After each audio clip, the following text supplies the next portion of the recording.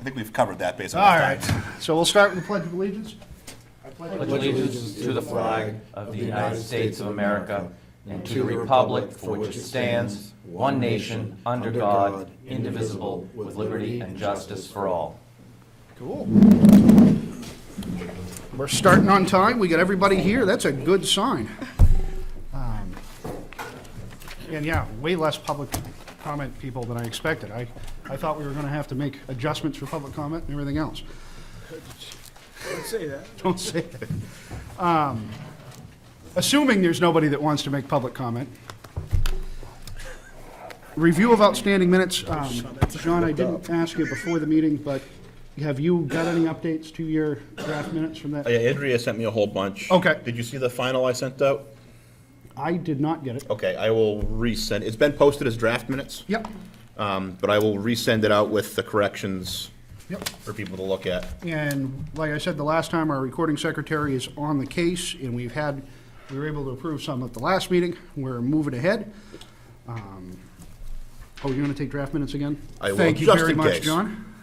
We have backup and we have record, so we should be better. I guess then we can skip right to the town budget and police. Sure. I would start with the police department and move the police department bottom line in the amount of $755,000. I'm sorry, I'll start over again. $755,462. Second. And I would note that the police chief, Gary Duquette, is with us this morning, and if there's no objection to the committee, I would yield to him to go through the differentiations in his budget. Good morning, Chief. Good morning. So, morning, thanks for coming in. I guess what we did at the last meeting that worked really well is just kind of give us a quick overview of what's going on, what's changed, et cetera. Sure.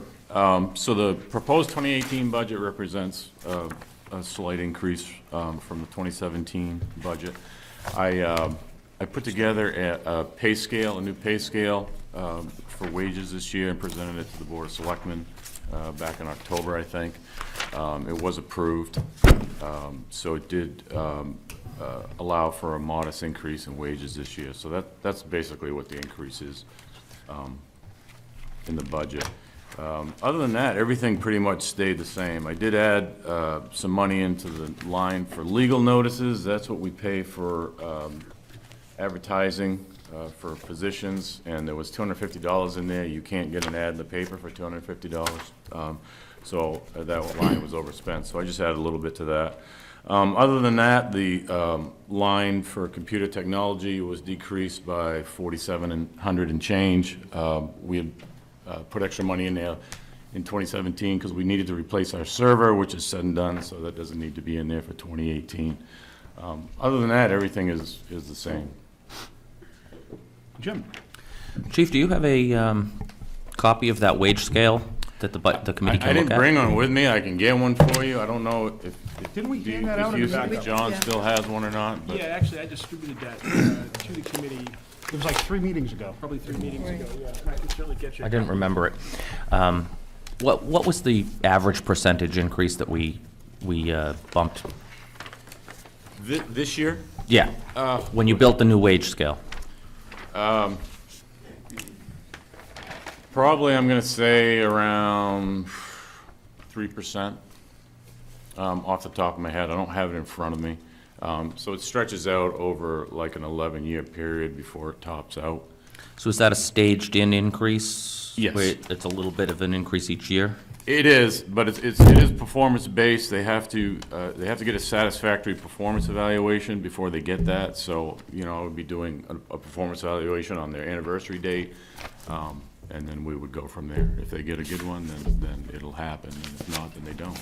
Okay, so it's like it's an immediate bump for this year because we wanted to bring level with what the jobs are paying. That was the whole problem. And the rest of it's performance-based? Yes, it is. Okay. Do you just want to speak to that, what you started saying about the problem with where we were? Yeah, I mean, we've had this conversation probably since I've been here. Our pay scale for the officers was low to begin with. We've gotten it up a little bit. There was a survey, wage survey done, taking samples from really all around the state. I don't think that you know, it's enough to just be comparing ourselves to the immediate surrounding communities, Northwood, Candia. I think we need to look around and see what people are making, obviously excluding the bigger departments. I mean, I kept a sampling of fairly small departments. And we were down there. So, you know, I put something together that doesn't really put us at the top, but it gets us off the bottom of the barrel, and you know, I tried to find some sort of a happy medium there that would make us a little more competitive. Also on that, did that include an increase for the chief's position or only? No, it did not. No. I advocate for my officers. My position was not included in that. Kevin? Thank you, Mr. Chairman. Chief, when officers choose to leave our department for whatever reason, do we conduct an exit interview? We do. And when we conduct that exit interview, is one of the line of questioning as to their motivation for leaving? Oh, sure. And how often is salary cited as a primary cause for moving on? I mean, it's always salary, but I mean, you know, realistically speaking, look, we're a small department. We don't have a lot to offer in terms of upward mobility, specialization, things like that.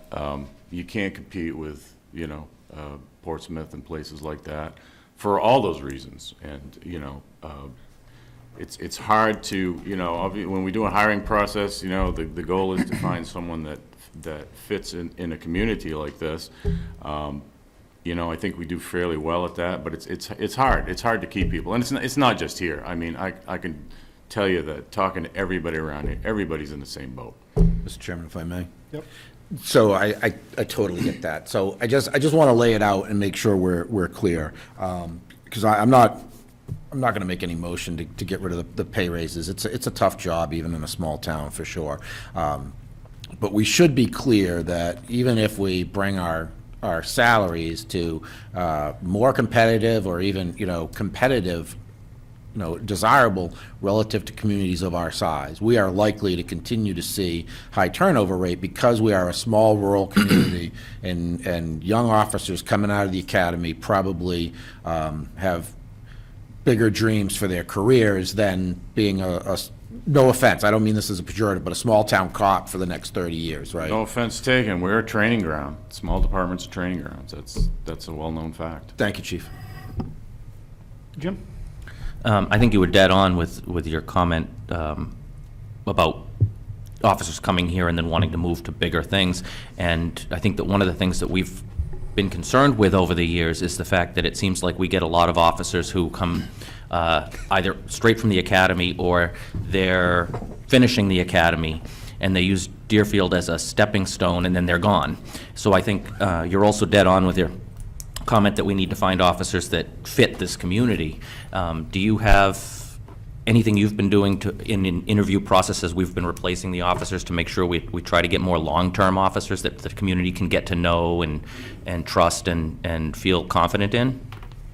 Well, I mean, you know, when we do oral boards, you know, all that line of questioning comes up. You know, people are going to sit there and tell you that I'm going to stay here as long as you'll have me. You know, they're looking to get a job, and it's, you know, it's tough. You know, you know, in the back of my mind, I know that, you know, a young kid is not going to stay here for a long time. I know that going in. I do, if I hire somebody new that's not certified, which is pretty much what we've been doing, I do a 3-year employment contract with them, whether it's, you know, hopefully just from an ethical standpoint, they'll give us that 3 years. But the amount of recruiting going on at the academy when they're in there, and just, you know, the towns around you actively recruiting people now is just like, it's just in the short time that I've been here is like so much worse than it was when I got here. Everybody's looking for somebody, and every time you do a hiring process, you're competing with everybody around you, even the big departments. You know, we're hooked into the Great Bay Community College, who does police testing. They send out the results afterwards, and it's ridiculous. You get the results, and we're all sitting at our computers banging out emails to these folks, begging them to come over for a hiring process. And, you know, you send out invites and to a physical agility test, and it's like, oh, I can't make it, I'm going here, or I'm going there, and it's just, it's a constant battle to get people. So that answered, just one quick on yours, which is where I thought you were going, is that we're signing a 3-year contract Yes. after we hire, so we're not immediately losing people after the academy, because I know that had been an issue, Hopefully. hopefully. Okay. That was one of them I was going I to didn't, follow up. I didn't do that when I first started here hiring people, but because of the way it was going, I figure you either want to stay here or you don't. You know, I'm not going to Because force you. what does it cost to send somebody through the academy?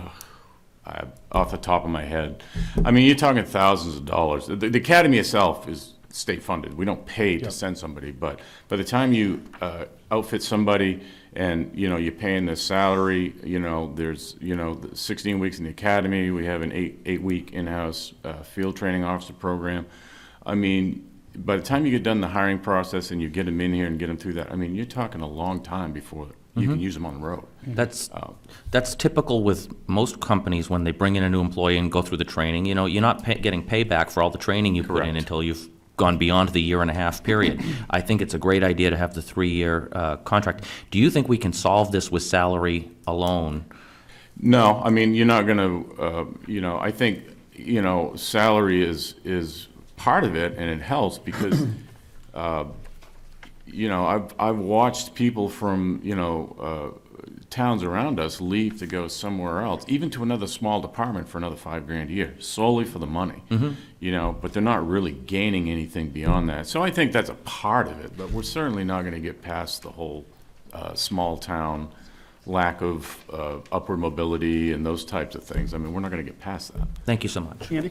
Yeah, I just want to note, conversation around this area has always focused on our new officers, but I would point out that the chief has an excellent core of 3 or 4 officers at this point who've been with us long-term, who are committed to the community, at least one of whom lives in the community, and I'm assuming, you know, I know the chief's concern and the Board of Selectmen's concern is that we also hang on to these guys, because these guys are not at the end of their careers by any stretch of the imagination, and are regularly recruited as well, and we see some real importance to the 3 or 4 folks we have who've been with us long-term.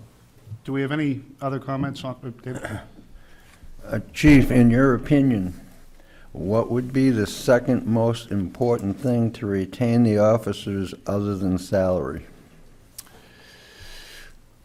I think that if you can offer some decent training, and if somebody does want to specialize, it's like, I mean, you know, we've got drug recognition experts, we've got accident reconstructionists. I mean, there are things that you can do with people that allows them to, you know, specialize in something. I think that goes a long way. Training is probably the biggest thing. I got to tell you, you know, and for those of you that have been in there, our facility is an embarrassment, quite frankly. And when you're trying to bring people in here, and you have to bring them inside this building where we work out of, you know, you could see the looks on their faces, and it's really tough. I mean, and it might sound silly, but there's just, you know, that sense of pride of ownership of working out of an adequate facility goes a long way too. I understand that that's kind of irrelevant, and we're not going to solve that today, but That's not irrelevant. That's actually part of the whole budget discussion. In the Yeah. past, we've tried to get facilities. I know constructed. it's tough, and but that's a big factor too. It really is. Kevin? Yeah, thank you, Chief. And, you know, we have to appreciate the realities of what a 3-year contract really means in practice. So, first of all, for a 3-year contract to be effective, it has to have a do not compete in it. And if the chief tries to get somebody to sign a contract that says if you leave before 3 years, you can't be a policeman for X amount of time, is sort of the penalty of leaving early, nobody will sign that contract, right? That's the reality. And if somebody works for 6 months, 12 months, 24 months for our department and chooses to move on to force somebody to work somewhere where they don't want to be, especially in the position of a law officer, obviously is foolhardy. And clearly, the chief has already indicated if people want to leave early, there's not much pushback to that.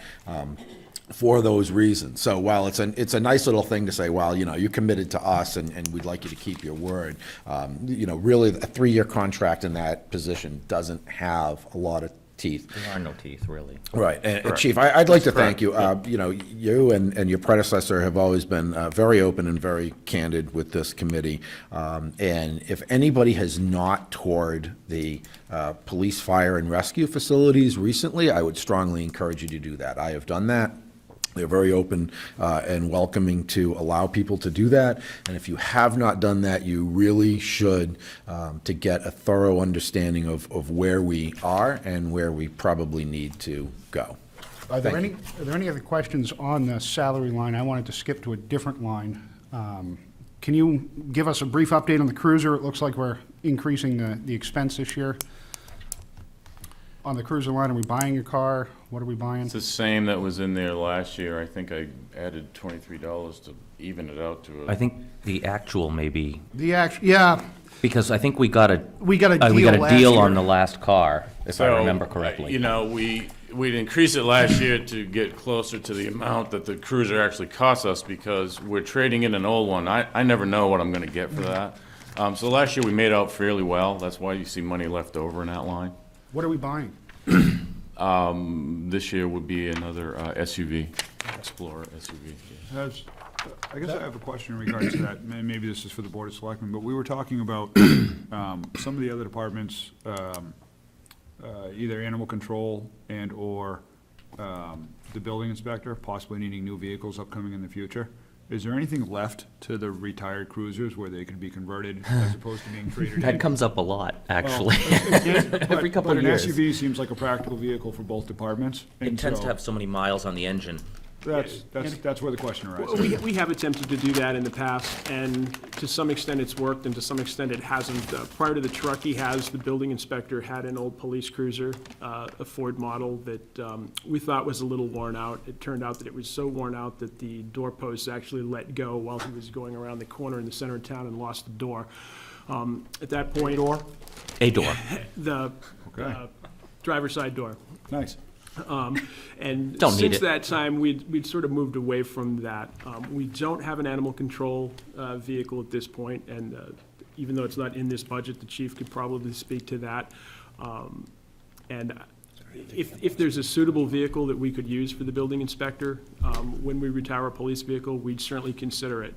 One of the reasons that the Board of Selectmen has felt it's important to consider SUVs in the mix as well as just standard cruisers is we end up responsible for calls in the two large state parks that flank Deerfield on both sides. And depending on what's happening, it's nice to have an SUV-type vehicle, never mind the weather and the back roads of Deerfield. And Middle Road, Middle Road, Mountain Delight Road, some of the other roads that it's certainly in foul weather. Mr. Chairman. And if we got that much in trade, I guess that would Well, I think- also offset the driving of the I think we passing got down the vehicles. Mr. Chairman. $6,000 basically, right? Is that about what you got? I got 7 this last one that I Yeah, traded in. which isn't much money in the grand scheme of things. And if it's able to be used, and you can get 2 years out of it and replace another vehicle. We certainly take a look at them Okay. before we decide to surplus or trade vehicles. Okay. Jim? Two quick things. One, was the $7,000 after the cost of removing all the police equipment? Or was it $7,000 and then we had to pay to have all that removed and stripped out so I'm that? sorry, yes, no, so that's just the cost of the vehicle itself ahead. So the removal and the upfit of the new cruiser was above and beyond that. That's what I thought. And then secondly, one of the things that we had discussed before, because when this topic always comes up, it's not a matter of how many miles get put on the vehicle so much as how much engine time. And Zach is very familiar with engine time in his line of work. We've asked to have a meter put in the cars that counts engine time, because engine hours is very important with these vehicles because they idle for a long time on details and things. Is that something we can It's actually, doing? it's part of the instrumentation that it reads. So we are reading engine hours Yes, right now? Yes. So we would be able to get a better grasp then on whether a vehicle is suited to pass on to another department, because we would be able to gauge Oh, how sure, many yeah. engine hours there are and whether we want to put money into maintaining that vehicle or not. Correct. Yep. All right, good, Yeah, we can thank do you. that, sure. All right, any further questions on the police line? David?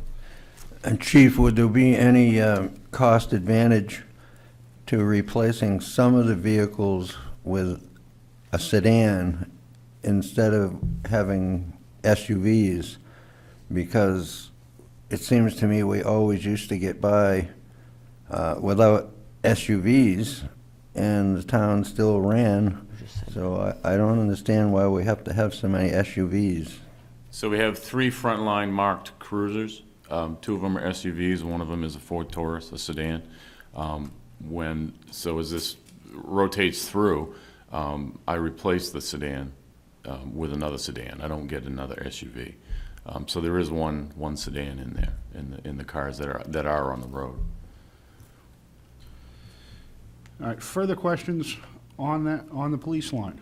Seeing none, call for a vote in the amount of $755,462. All those in favor say aye. Aye. Opposed? Abstentions? Passes unanimously. Thank you very much, Chief. Thank you all. Have a great day.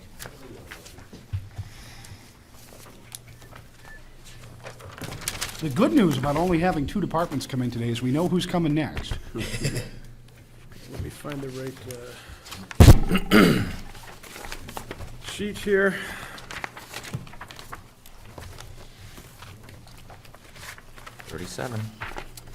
Yeah, we've got, 34, the new handout with the Oh. updated numbers. it's actually 37 is the fire and rescue total. And as I mentioned Yeah. earlier, this is a little bit confusing.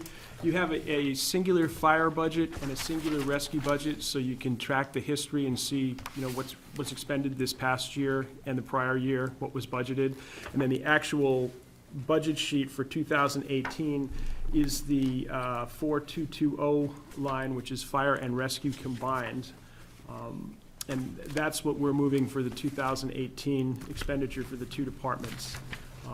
And with that said, I would move the total fire and rescue budget in the amount of $398,820. Second.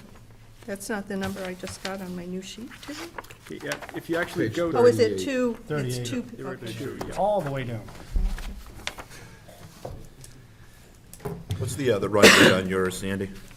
Pardon? What's the run date on yours? 12/9. Mine is 12/9/17. I have 12-4. Yeah, we got handed This out. is, this was the new handout Okay.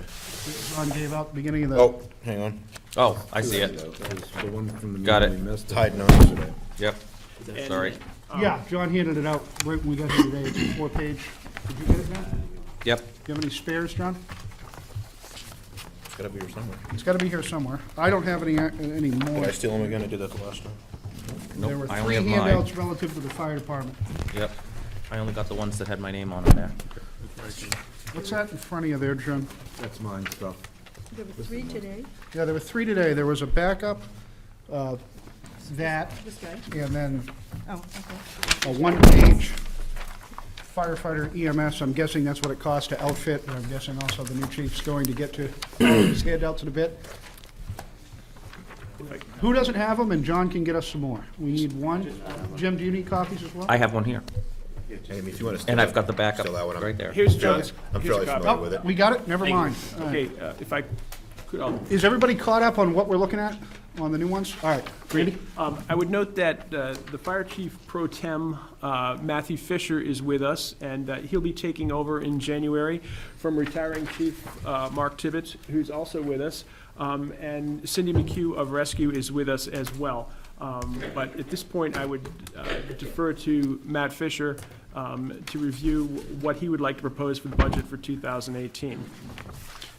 Good morning. I'm guessing you have this all laid out, and we might as well get started. Sure. So this is obviously my first time in front of the Budget Committee, so if there's any missteps, please excuse them, and certainly any guidance to keep with proper procedure, I'll try my best.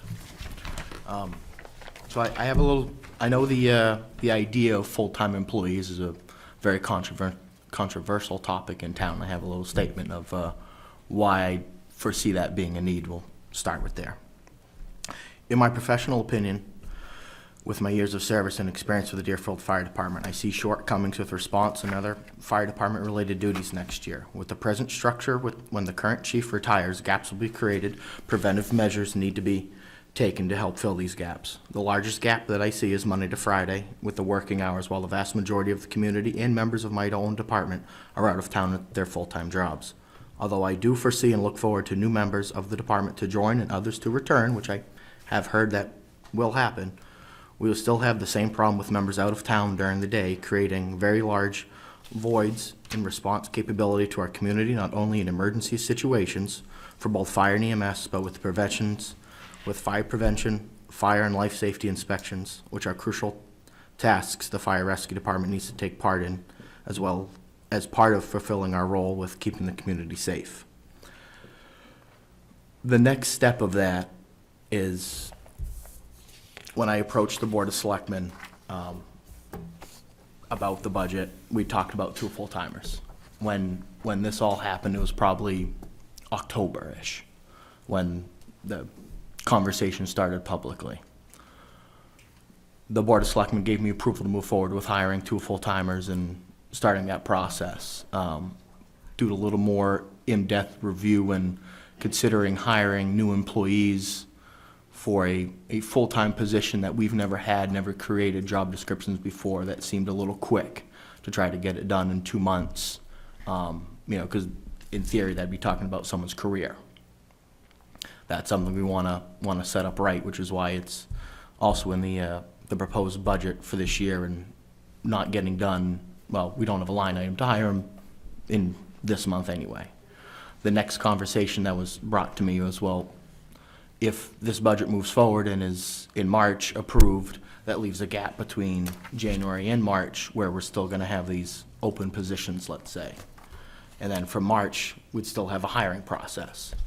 So if you look under the fire rescue part-time employee line, we are moving forward with trying to hire 2 part-time employees to fill that gap. Can you put us to the page in line? I'm sorry, just to Yes. make sure we're looking at the. That would be page 37, the line ending in 111. Yeah, I'm looking at that right now.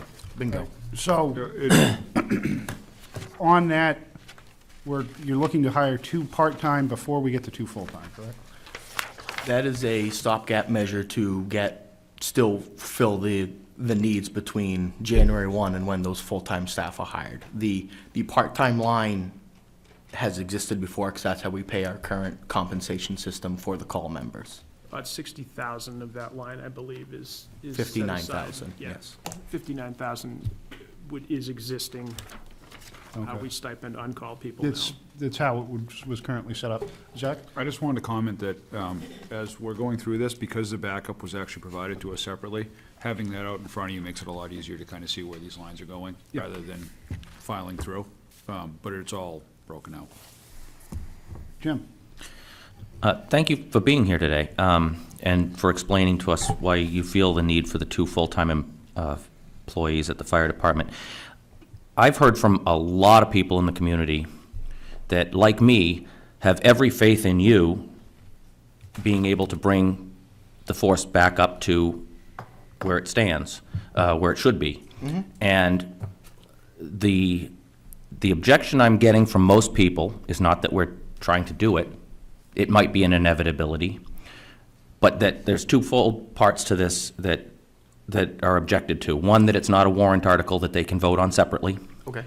And 2, which is what we have done before with brand-new positions or changes in the way that we've traditionally done things in Deerfield, which this is both. This is a divergence from the community, the way it's always been run. Yep. And losing some history to an extent, because we're going away from an all-volunteer fire department. And there's a lot of people that are troubled by that. There's a lot of people confident that there's enough people to volunteer once things get rolling. But the other objection is that the 2 full-time people aren't going to make enough of a difference with just 2 people. And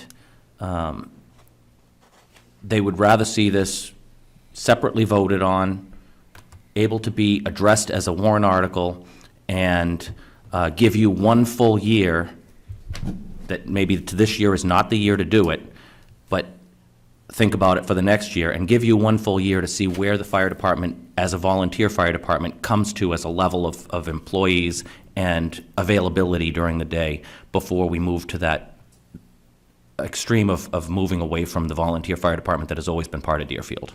Andy, is that more of a select response, or is that a?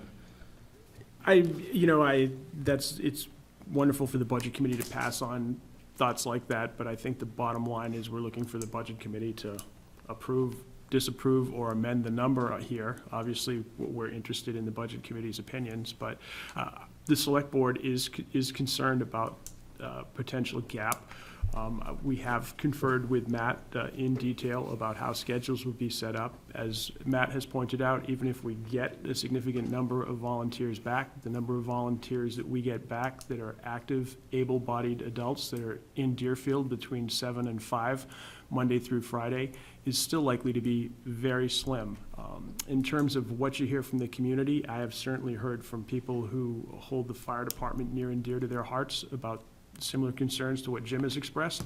I've also talked to a number of younger, newer families in town who had no idea that Deerfield didn't have its own ambulance and didn't already have full-time firemen and rescue people.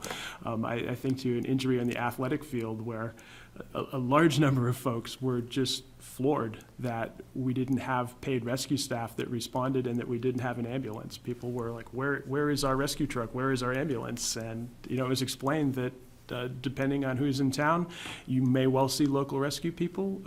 You may not. You may have to wait until somebody from Raymond shows up, and if someone from Raymond is showing up in the Raymond ambulance, you better hope there isn't a large car accident on 101 between Candy and Raymond, because Deerfield might not be on the... I was actually there during a broken ankle at Bicentennial, and Andy's right. I had about 15 or 20 new families here say, well, we have an ambulance in town. Why isn't it here yet? It's right down the street. And I explained that it wasn't. I think one question, Matt, that a lot of people are going to ask, so we might as well just hit it right off. What do we have for numbers and backup information on call response rate, et cetera, that would benefit from the full time? I believe Andy has some backup information that he can pass out that I prepared. Sure I do. Sure. Start with fire.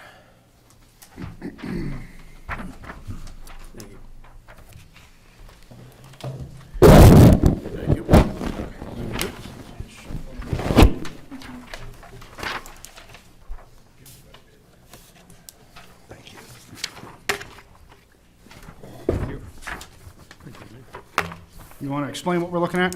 Yep, so there's two separate pages. One is marked fire call response analysis, the other one is EMS call response analysis.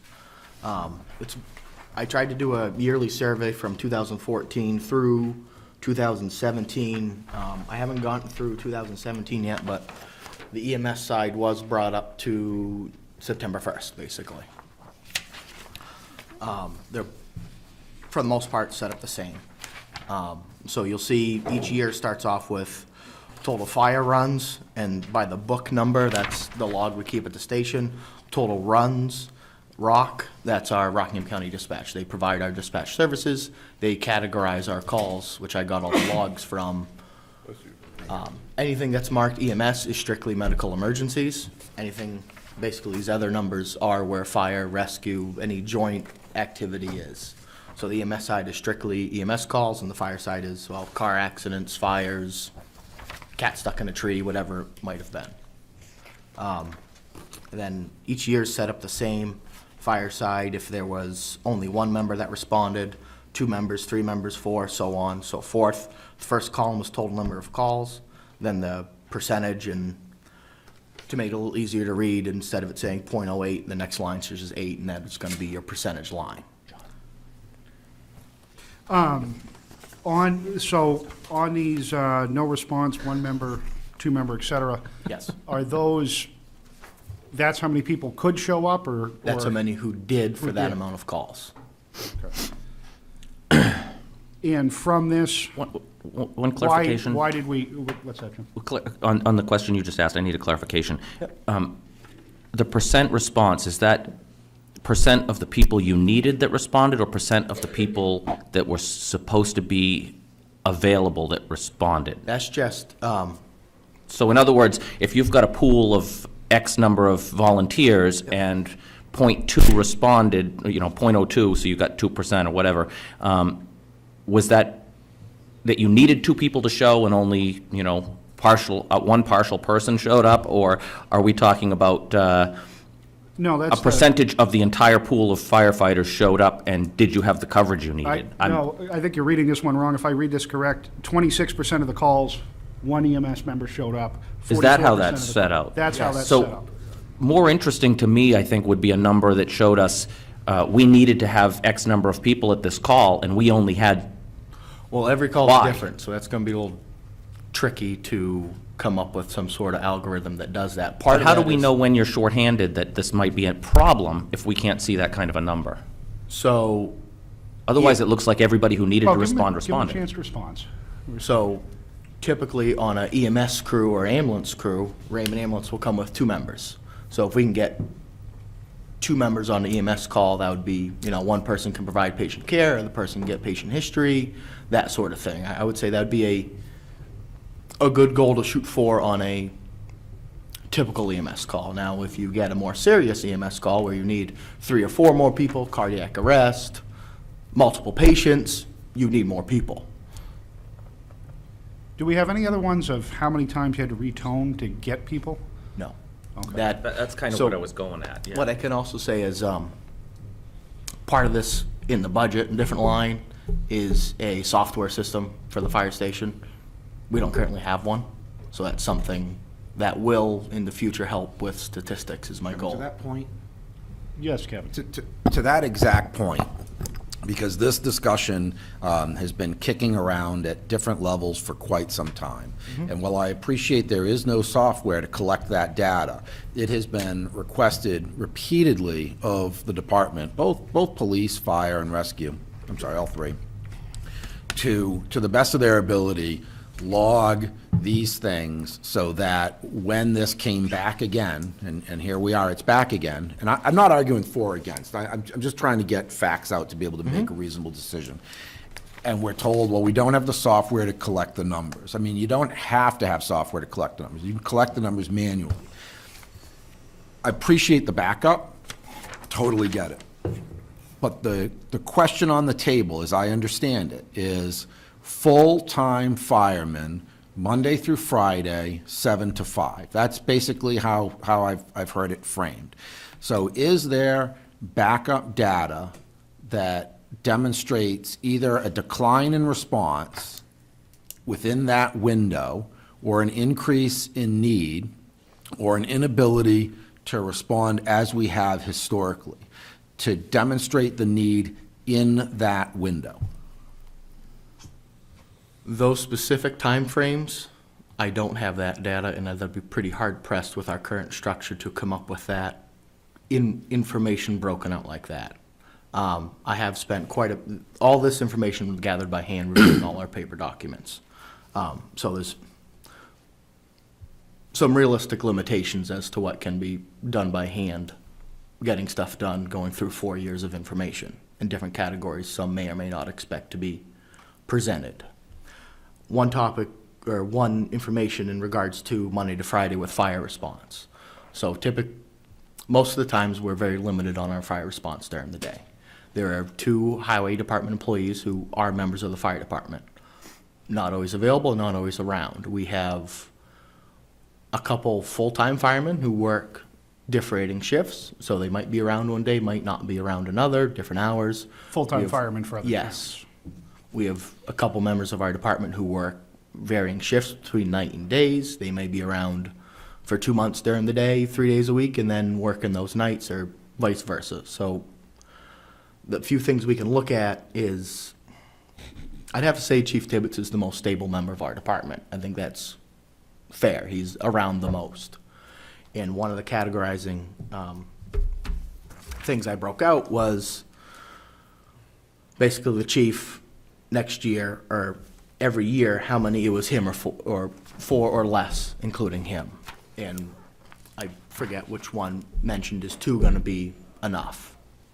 Somebody made that question. That was me, thank you. So NFPA 1720 is a national standard that is revolving around volunteer combination departments.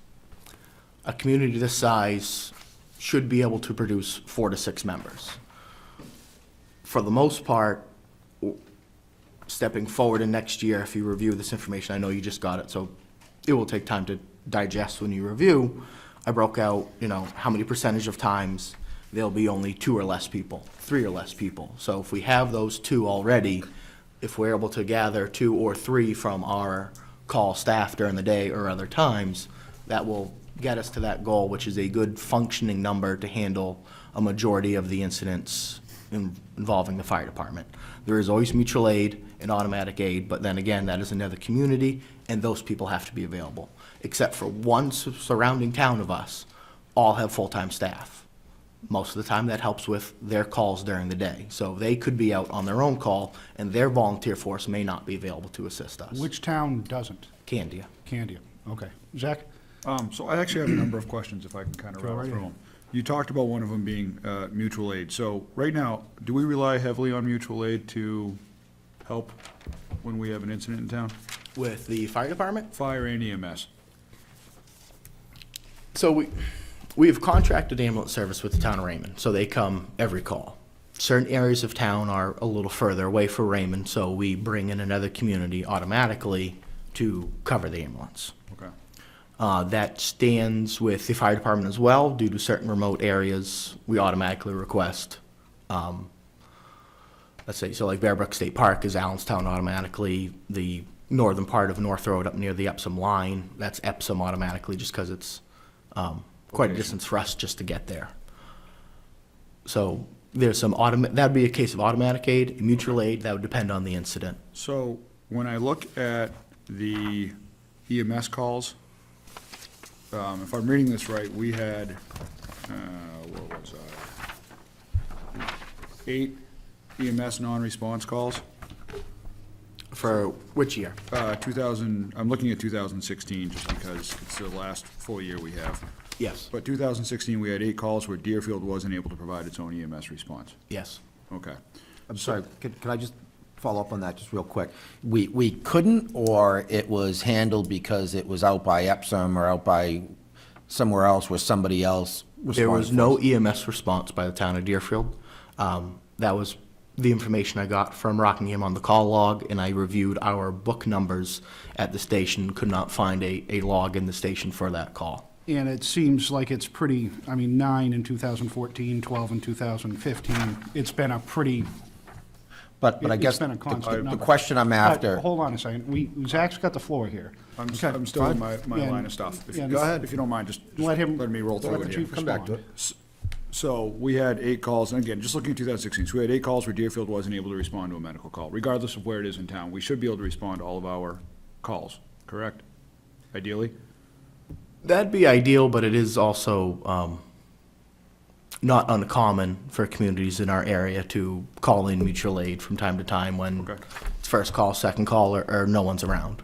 Is the majority of responses, and I believe I already know the answer to this question, but the majority of our responses for EMS and/or for fire, especially during those daytime working hours, are handled by, say, 4 people combined between the two separate departments, or 5 people? Is that a fairly safe assessment?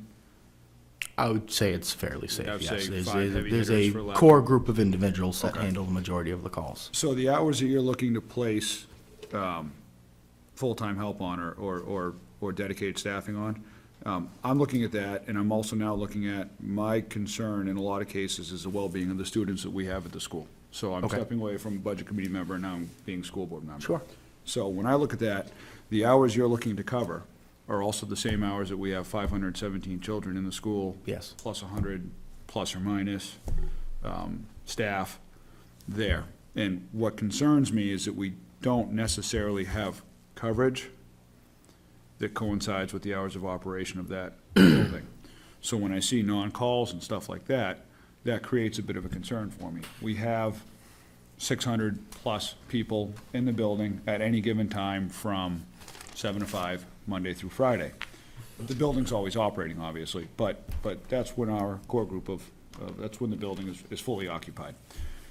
So this, obviously, the first thing this does is this would reduce, in the event that there was an incident at the school, we would have coverage at the school. Basically, you could have a response to the school if it was needed, if you had the staffing that you're looking for within 5 minutes, 4 minutes. Yeah, depending on the incident, it would certainly be at least initial response. Okay. Certainly more companies and personnel would be needed. I'm thinking medical as much Yep. as anything else, because I don't want to think about a fire at the Sure, school. and then, the staff could be out and about taking care of any department function, so there's no guarantee they're gonna be at the firehouse. But the likelihood would be drastically increased. Yes, and one thing I looked at, so when we're at the fair, we staff the fair 24 hours a day. So we have some pretty realistic response times of if we were at the fair, if we had full-time staff, they were there, it's comparable. If the middle of something got to pick up, but we had a car accident and the crew got out the door from the fair within a minute and a half. This past structure fire, it took 9 minutes to get the first truck out to head up to Mountain View Road. So there's certainly a gain there in response time and capability with having a couple people around the station. The, all right. On one quick one, you saying other department functions. I know Chief Tibbetts has always been in town he does a lot of department functions during the day, but can you just speak real quick to the department functions that would be filled by a full-time? Sure. So whoever doesn't know, I work full-time for my family business. I am out of town quite a bit, or I'm in town at the office. So I'm not always around. I will not be able to take care of all the life safety inspections and general certificate of occupancy inspections, all the other duties the fire chief or a fire officer, the fire department needs to take care of to do fire prevention and all the tasks involved. So that are things I would look for the full-time staff or a part-time staff or, someone to assist with. Zach, back on your list. I'm sorry, I had a couple of others. So, I genuinely support what you're trying to do. But I'm also curious, when we look at the people you'd be proposing to hire, they are full-time, they're firefighters / EMT. Yes. Are they Bs or Is, or do they still use those designations, or? So I would What like would to they at be? least have, so they no longer use Bs and Is. Okay. It's just EMT or advanced. So the EMT is the basic and the advanced is the intermediate. So I is now advanced. Yes, so I would look for at least have one advanced. Okay. And the other one would, a basic, I think would be fine. Which would increase our EMT response time? It would, so as you go up the scale of your EMS certification, the more procedures you can do. We rely on, through 911, they have a coding system, so Rockingham automatically starts a paramedic intercept vehicle out of Exeter Hospital, which is common for this area of the state, who comes with paramedics if they're available. More wizardry Chairman? you're allowed. Hold on one second, Kevin. What's that, John? The more wizardry you're allowed to perform, is the higher your license goes. Are there any questions from any members who haven't been able to ask a question yet? I'm down my list, so I'm good at this Okay. point. Andrea? Okay, I'm just looking at the new detail we got, and I know you're trying to cover there's a 3-month period where maybe we'd have to go with part-time, that maybe becomes full-time, and it seems as if now we have these new numbers, all the money from previous years, the 59,000 is still in there. There's 80,000 for full-time people as if they're here a whole year, and there's 56,160 for part-time people as if they're in for a whole year. So I know you want to keep the line items, but why would you put in a full year for, things that seem to be one or the other? I would probably have to defer to the Board of Selectmen for the budgetary with that. Andy? Sure, I can offer you some idea of what we're trying to do. As Matt explained, we've got a gap here. We feel we need part-time people to go into this. We're also fully behind hiring full-time people. That said, if for some reason we hire part-time people, and we are advertising for these part-time people right now, If we hire part-time people and 35 level 2 certified firefighters rejoin the volunteer fire department in the next 3 months, that sort of thing, the Board of Selectmen may well take a look at this and say, maybe we don't need to go with 2 full-time people. But we have no such certainty that any of those changes are going to happen. To budget for the game plan we have in place now, we feel it's imperative. We're still going to have the volunteers, so the $59,000 is there for their stipends and their participation. We feel the need to move forward with part-timers, and we very definitely want to budget with the incoming fire chief's plan to hire 2 full-timers. So that's why we've got it budgeted here. There may well be some overlap. We may backtrack and say, okay, we don't need that part-time money. And if that's the case, very likely all of it will be returned to the general fund to reduce taxes at the end of the year. Troy, I saw you, oh, sorry, Andrea, you done with this one? I may still want to talk about this a little bit. I've asked this question before, and I don't really know the answer. For New Hampshire retirement system, what is the definition of full-time where you start to get that 29 or 33% or whatever it is contribution to the retirement fund? That I don't recall exactly, but the town administrator may, to my mind, it's somewhere between 29 and 32, but there may well be a hard and fast. I would suggest that if you are hiring part-time people, that you make sure that they work fewer hours than qualifying for retirement system benefits. That is our general intent with regard to any of these. I just don't happen to know the hourly. I think John does. He's, I contacted New Hampshire Department of Labor. They do not have a definition of full-time or part-time. They, on their website, I talked to someone in person, and they are reluctant and will not give you a definition. It is dependent upon the employer. Okay, so I guess just in my way of thinking, I have trouble understanding if we got these 2 part-time people, why we wouldn't then wait long enough to see if this is covering, 30 hours each, if you have some overlap, but not everybody here at the same time. Why wouldn't you see how that's working before you fully budget the other $80,000? It, again, seems redundant to me. Yeah, well, if I can respond, I think the reason we're doing it is we have, as I said, we have a game plan that involves 2 full-time people. We have no idea exactly how this is going to transition. This is a new thing for Deerfield. It's a new thing for the Board of Selectmen. It's a new fire chief.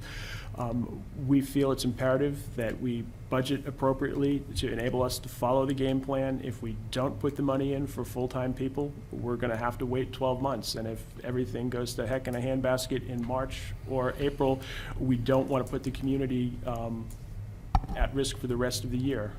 The present game plan we're looking at is to start with part-time and attempt to hire 2 full-time fire and EMT people.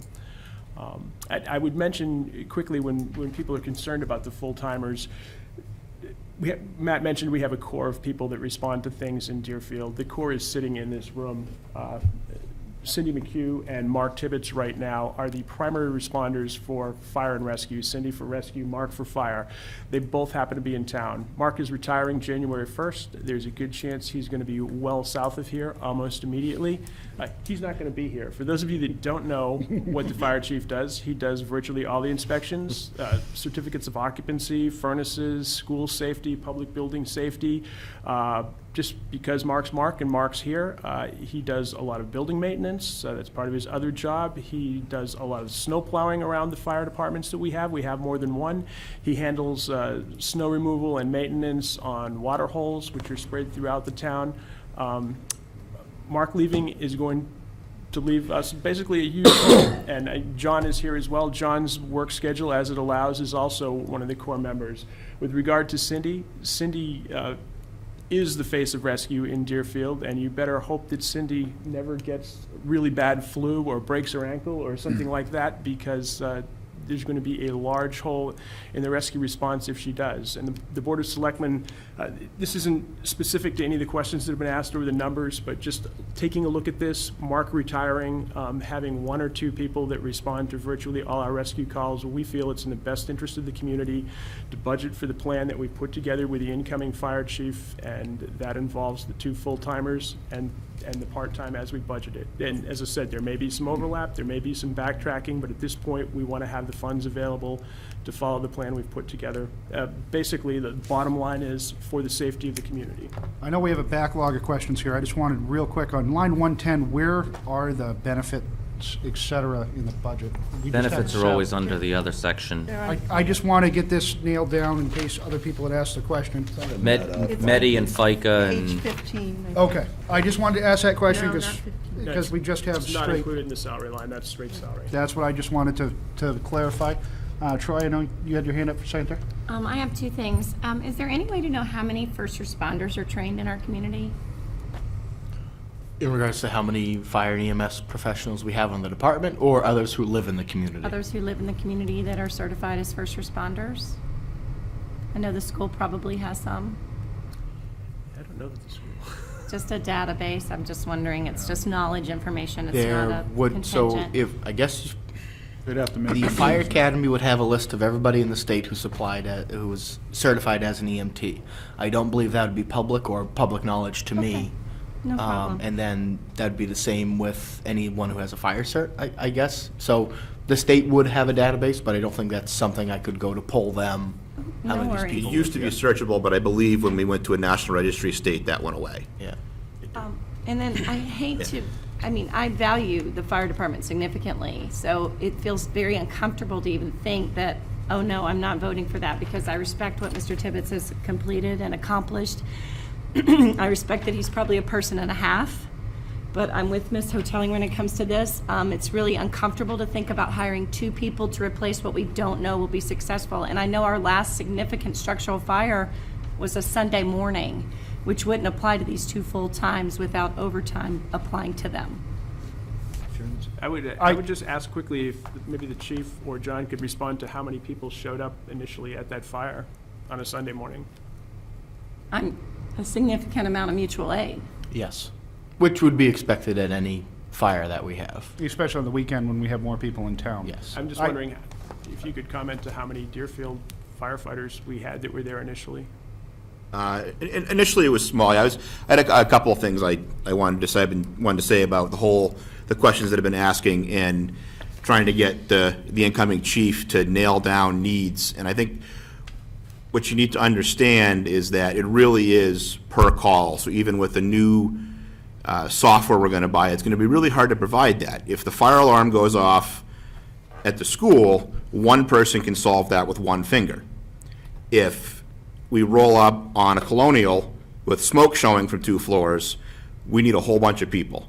And then there's a whole range in between, and it's difficult to nail down how many people we're going to need on a particular call. A car accident with no entrapment we can handle with 3 or 4 people. A car accident with entrapment, we might need 6, 8, 10, depending on if it's a 100-degree day or if it's a 0-degree day. It's a very complicated number to throw at. So is response time. I do believe that adding full-time or part-time members will help our response time 7 days a week, because what ends up happening is, even like for me, I work in a 12-on schedule, but if I'm in town on a Monday and we have 4 calls and I was planning on doing my shopping that day, now that gets pushed on to a Saturday or a Sunday. And so if you have people at the station taking some of the burden off Monday through Friday, that lessens your fatigue on your members, that lessens the amount of time that they've already given up. They might be more available to come out on the weekends. I am in the camp of wanting to have seen this be a warrant article, but not enough so that I would be comfortable with changing the selectmen's proposal as it is. Because it's a very complicated thing. We are just going to have to sit and see how it feels. I understand exactly what Andy is saying, is that we're going to have to see how many people come back, see how it works out with the schedule that the chief sets up for whatever he gets hired first, see how that helps us with calls, see if it gets people to be able to come out more often. There's just a whole lot that we're gonna have to learn by experience, because every call is different, every year is different. We've had crazy busy years, followed by fairly slow years. We don't get to tell people when they can and can't not call 911 or why they're gonna call us. So it's gonna take a couple of years to see how it feels. Jim? Thank you, Mr. Chairman. I've been taking a few notes because I had some questions pop up as we've been going through things. But first, I wanted to say, as I said when I first spoke, I'm not objecting to getting 2 full-time fire employees.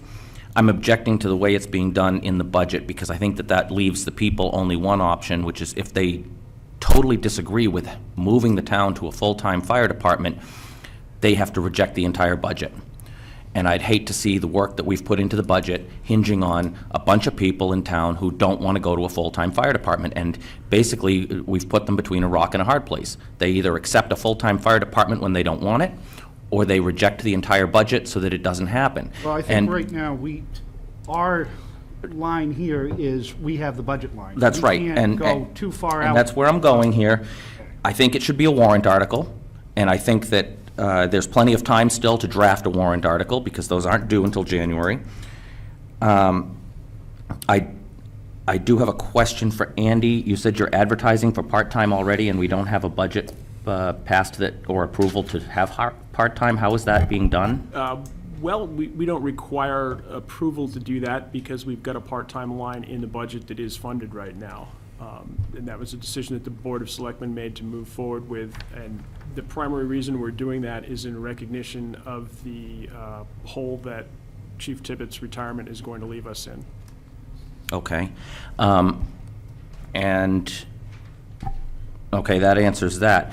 I think that if we're going to put something in this budget and move slightly towards a full-time situation, I would be less objecting to putting some part-time employees that are paid into the budget and leave those full-time employees to a warrant article. And for that reason, I'm going to make a motion right now that we remove $80,000 from the full-time employee line. Second. All right, we have a motion. So now we're going to speak just to the motion. Kevin, I know you've been itching to speak. You want to just speak to the motion now? It's his motion. He gets to speak first to the motion. I will speak to the motion briefly, and, because I think I already did most of it. I think that that $80,000 should be put into a warrant article, along with the benefits that are attached to that $80,000. So the equivalent should be removed from the FICA line that would follow that $80,000. But I believe that the town has a right to weigh in on this. We're talking about restructuring a core part of this town. I think that the people should be listened to and give them a chance to voice their opinion on moving this way. I think that the idea to bring in some part-times, especially while the fire department is restructuring and maybe trying to see how many volunteers we get, might be a good idea for this year, and I'm okay with that. And I think it's a good way to move forward without putting too much at risk. That's why I would leave the money in the part-time employee line, but remove the full-time employee line, and hope that that gets put into a warrant article. Point of order, Mr. Chair. John? Do we want to open this motion to either one of the other department heads that are Well, affected by this? Not yet. First, I want to see what the Budget Committee speaks to it, and then I'm going to hit the pro tem chief, because this is going to affect him immediately, but I have been remiss. Kevin has wanted to put some time in here, so feel free to speak the motion. So I can't fully speak to the motion because I've got a lot of questions. We've covered a lot of ground. We've had a lot of people make a lot of statements, and I'm not convinced that the statements are correct. So before I speak to the motion, I'd like to ask just a couple of quick questions so that I can speak intelligently to the motion.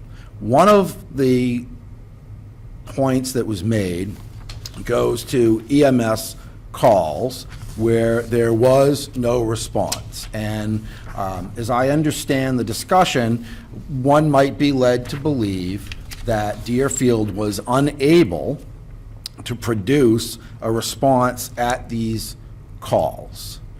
But I'm not convinced that that is actually the correct assumption. That is the correct assumption. When it says EMS no response, That is, Deerfield Rescue did not have a member there at that call. But is that because we didn't have somebody to respond, or that we chose to engage Epsom or some other locale because they are approximately closer and ask them to respond? So for- Deerfield responds, Deerfield gets the call to respond no matter what the emergency is for EMS. Where it is, whatever, Deerfield still gets called. Right, but ambulance gets called with us, and as I mentioned, ALS, depending on the severity. There's only a few areas in town where another community is started automatically. So as I gathered these stats, I took the numbers and the logs from Rockingham, all the medical calls. When they initiated in their narrative, no response, or the rescue one vehicle or no member was listed, I cross-checked it with our hand log book at the station, did not find a matching log for that, so that would tell me Rockingham says no one responded. We don't have a record of that call. That was a no response from Deerfield Rescue. Excellent, thank you for that response. The other thing that we heard, so we've heard a lot of anecdotal things, and we have to be careful with anecdotal evidence, because we reiterate that it's call by call by call. Each call is different. One of the things that we heard was that because during the fair, we are fully staffing that 24/7, and rightfully so. And there was a call put in during the fair which had a very rapid response because that department was fully staffed at the time, and it was compared to another call at some other point in the year, and the response time was considerably longer. And while factually that is absolutely correct, we then shifted over to the outgoing chief, Chief Tibbetts, does a lot of things besides getting in a fire truck and going to fires, right? So building occupancy, fire furnace, water holes, all of that, right? So if we hire, it's my understanding, if we hire full-time or even part-time firemen, they are going to be expected and relied upon to conduct those functions. So if one is going to bridge the gap, that because we are fully staffed at the Deerfield Fair, if we hire 2 full-time firefighters, Monday through Friday, 7 to 5, we will have similar response times, really is not a guarantee, because they will be out mowing around fire holes, they will be doing occupancy, they will be doing furnace inspections.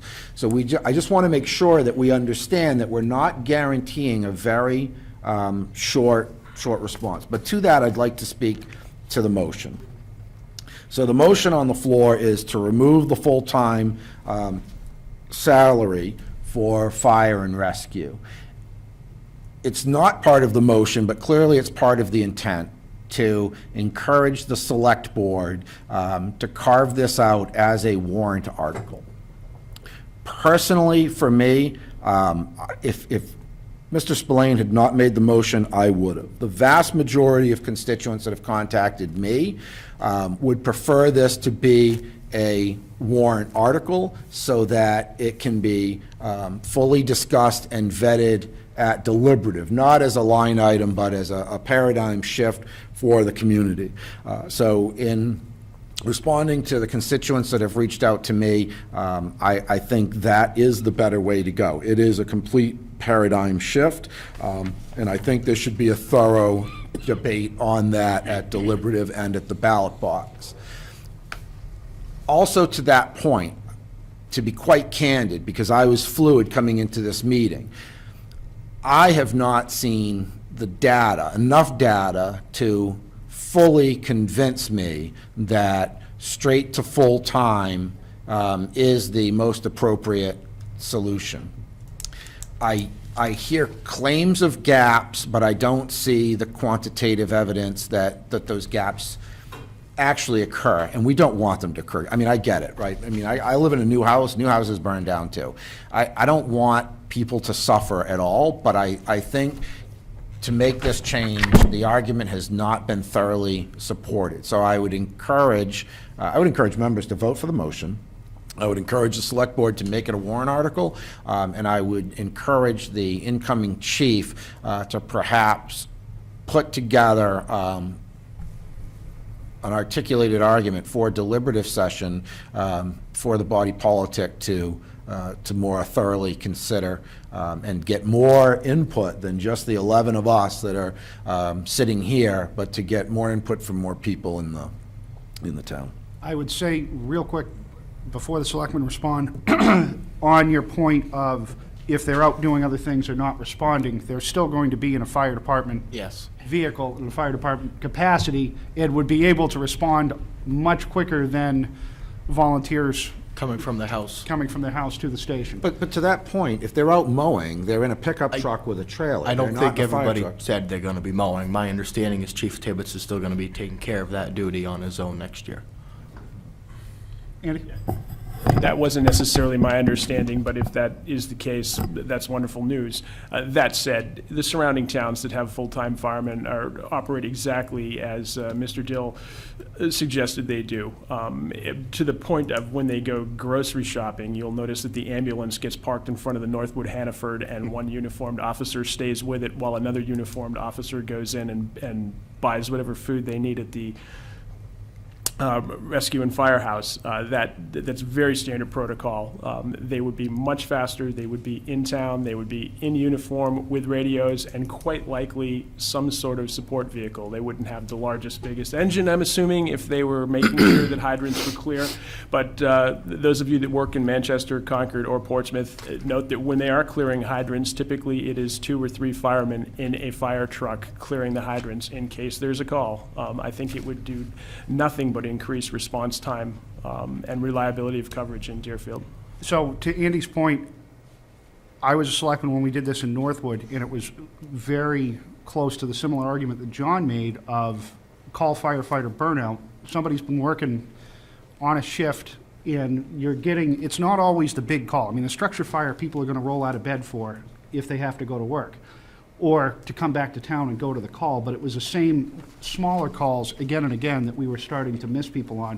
But on Andy's point, I had initially wondered why we were sending the ambulance to Hannaford, but that was why, because if there's a call, then there was a much faster response time than if they had to take a different vehicle, go back, get it, and then respond.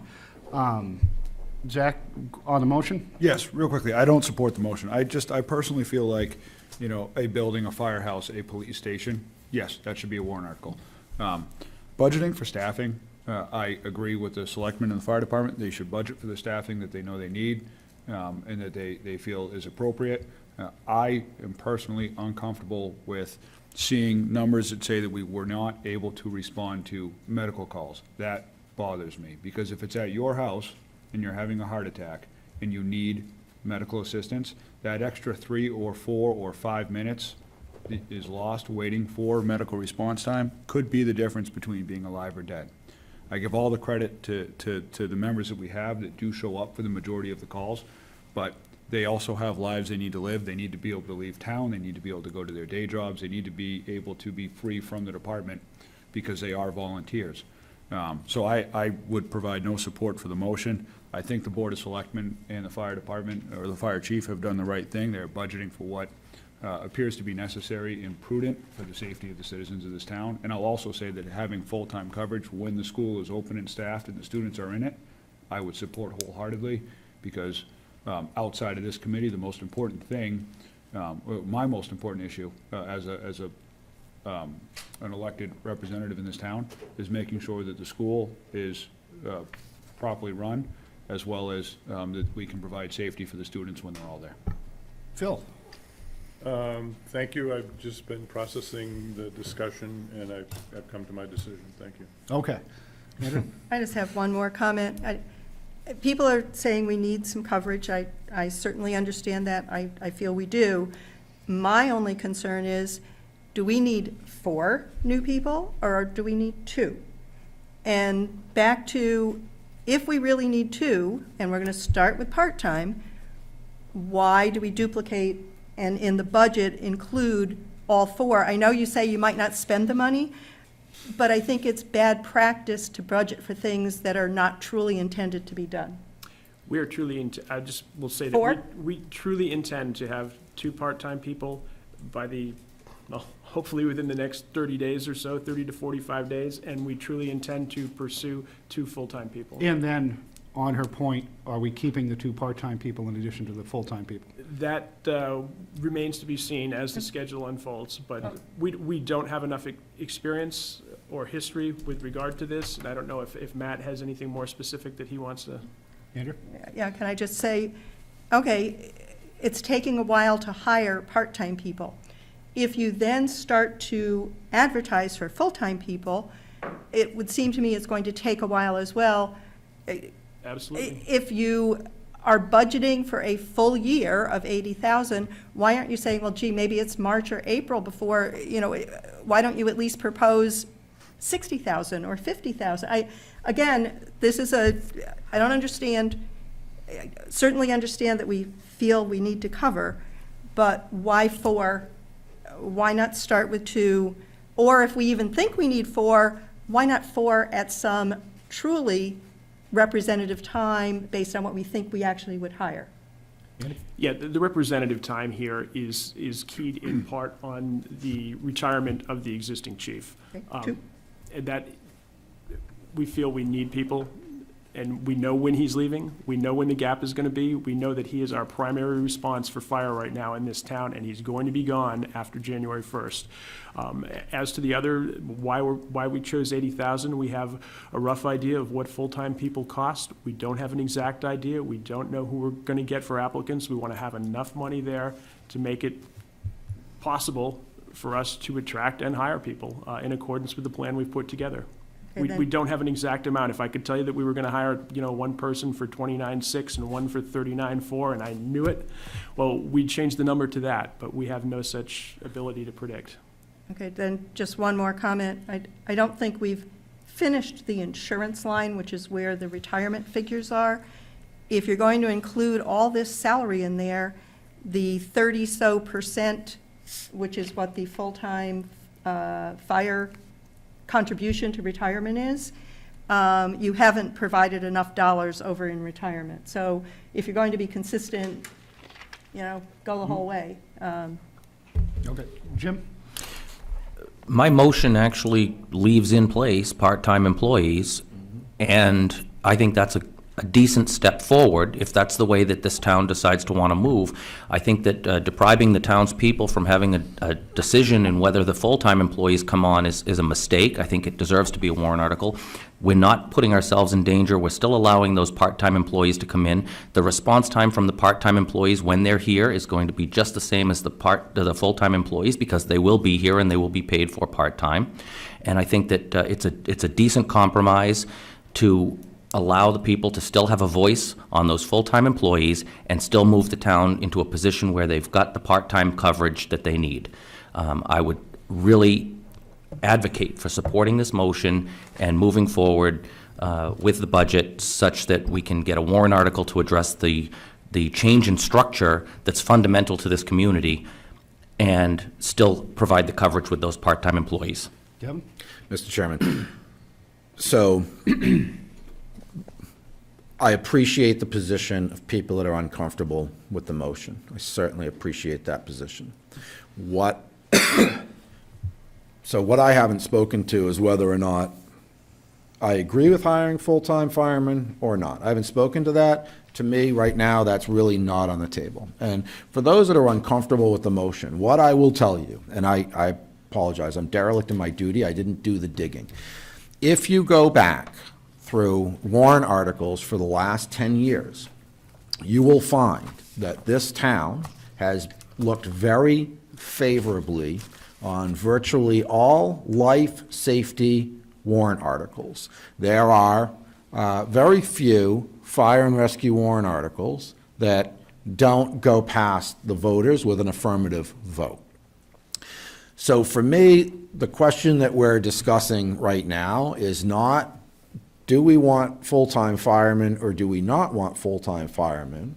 What we're really discussing is what is the most appropriate vehicle in a representative government to get from a full volunteer fire department to a paid, at least partially paid fire department.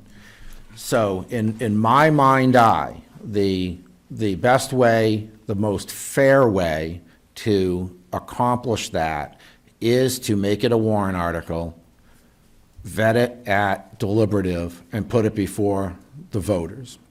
So for me, it's not about, do we hire firemen, do we not?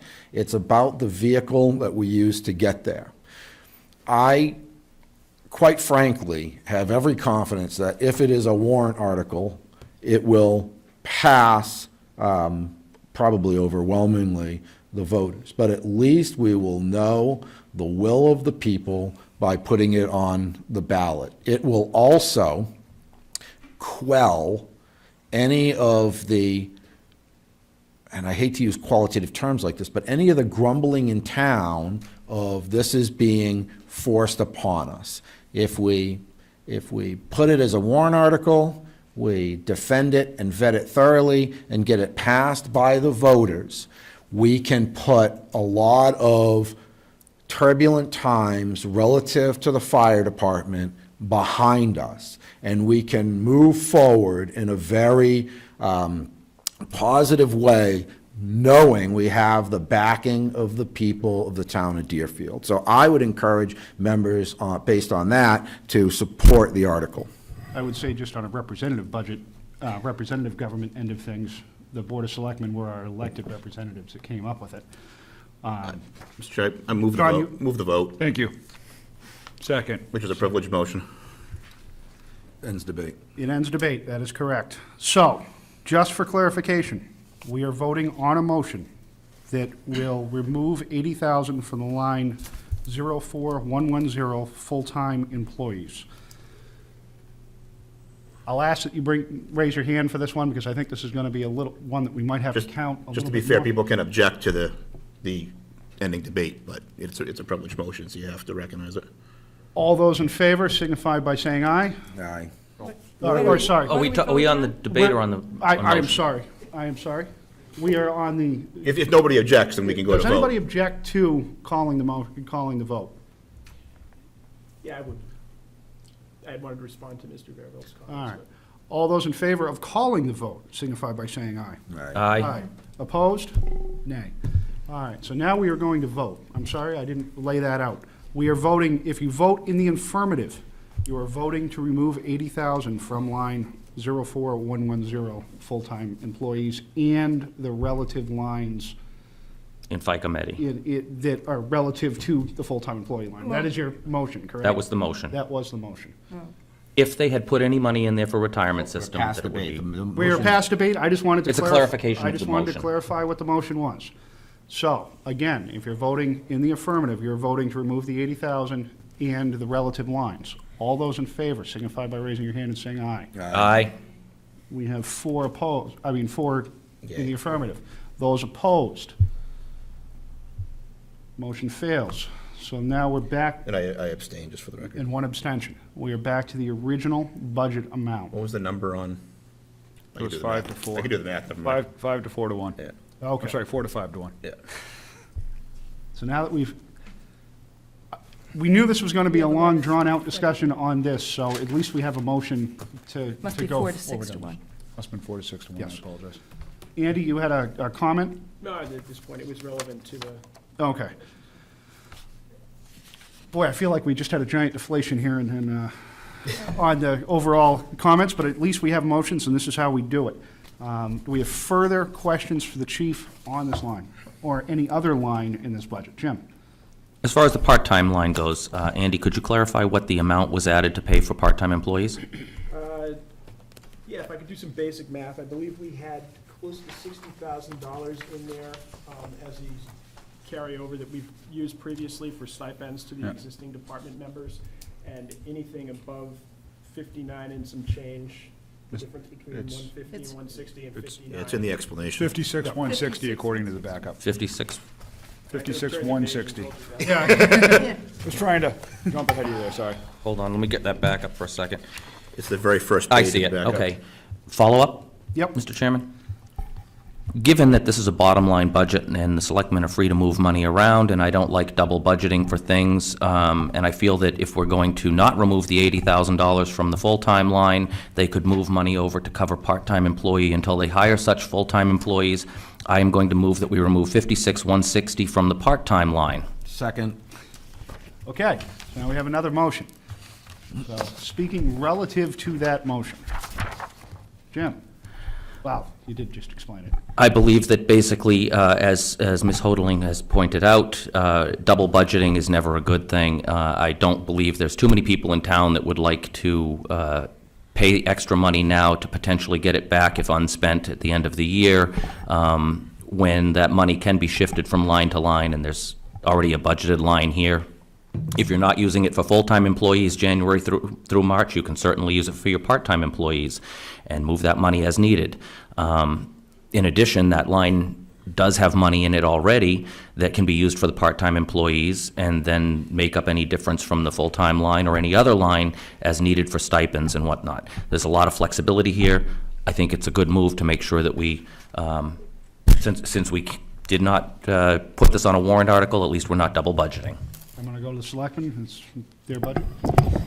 Yeah, I would just note that I don't see this as double budgeting. There may be some overlapping with regard to this, but the Board of Selectmen have implemented a plan in coordination with Fire and Rescue. We intend to act on that plan depending on, obviously, how the budget is voted. But if we continue as planned, this is not going to be double budgeting. There may be a little overlap, but it is certainly not going to be double. Kevin? Mr. Chairman, so I'm going to take the selectman at his word. And if I understand that correctly, because we've heard the possibility of 2 full-time and 2 part-time. And so if we're not going to hire part-time for the interim to full-time, and we leave this fully funded, that leads me to believe we expect to have, for next year, 2 full-time and 2 part-time firemen. And that is a little different than what I think public perception has been thus far. Either way, I'm gonna support the motion because I think there's a lot of money here. I'm tempted to vote against a motion I seconded, and the reason is, unless the default budget comes in really big, and it may well, this budget's going to go down in flames at the box because it represents, last time I ran the numbers, a 6.5% increase year on year, and the vast majority of that increase comes out of Fire and Rescue. That's my fear is we're not going to get our firemen because we're choosing to do it this way, and when this budget gets rejected at the ballot box, those 2 firemen go away, and that is, for me, that is more dangerous than moving it to a warrant article. I want to check with the chief on clarification, because we've had a lot of different, how many are we looking to hire here? The ultimate goal is 2 full-time staff. 2 full-time The staff. interim would be 2 part-time positions. When the full-time staff is hired, I would not intend on fulfilling those part-time staff to 60 hours a week, or what, 30 hours a week times 2 for those 60 hours. So I would agree with, Andy that value wouldn't be spent. Some of that would probably be used for vacation days on the full-time staff or holidays, that sort of thing. But my intent going into this is not to have 4 staff. Okay. So the plan is not to have 4 employees because that is a serious number to clarify.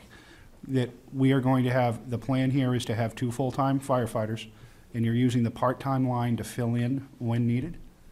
Correct. It was certainly in the interim between now and, or January 1 and voting, and full-time staff would be hired because the part-time staff would already be on board.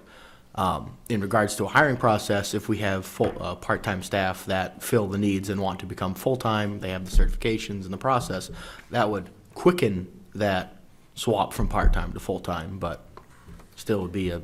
I saw Zach first, Andrea, and then we'll get to you. I'd like to move the question. We have a second on moving the question. No. I'll second that. We have a second. All those in favor of moving the question, say aye. Aye. Opposed? Aye. Aye.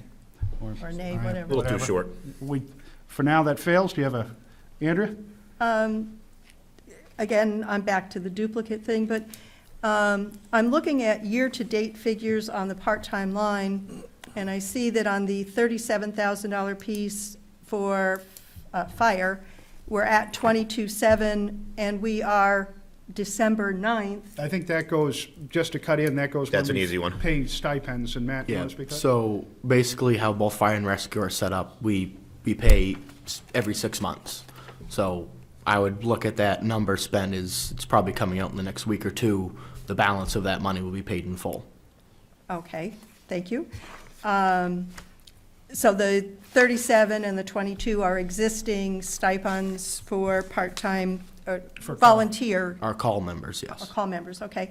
And maybe I missed this in a previous discussion, so apologize if that's the case. I know we're trying to replace Mr. Tibbetts, and he, has filled in everywhere. Where does his money disappear from? I can speak to that. Andy, you want Thank to speak to that? Yeah, we pay the fire chief his stipend, and that has been shown in prior years. The stipend is, $10,000. yeah, $10,000. So Yeah, where does that That come out doesn't of? go away because we still have a chief. Correct. Right, but do we have, again, I'm just confused about wherever Matt was, somebody moves into that. Aren't there fewer stipends when we get to the end of No. it? No. Because we still have, sorry. The fire chief will still have a stipend. Right. But then he moves out of his position where he was Yeah, captain or something. I would The just. way our stipend program works is we have a set amount of money. We take the total number of members, total number of calls, work details, trainings, it all gets divided up, and that's how we decide what each point is worth. So it's not dependent on anything other than the total bottom Whole line pot. that the town granted us at the warrant article and number of, so I believe we just did it, and this time around, each point for the fire department is gonna be worth about $13. And that's how it gets divided out. Thank you. All right. Andy, is it a response to a question, or? Yeah, I just wanted To to the make a motion. sort of a point of order.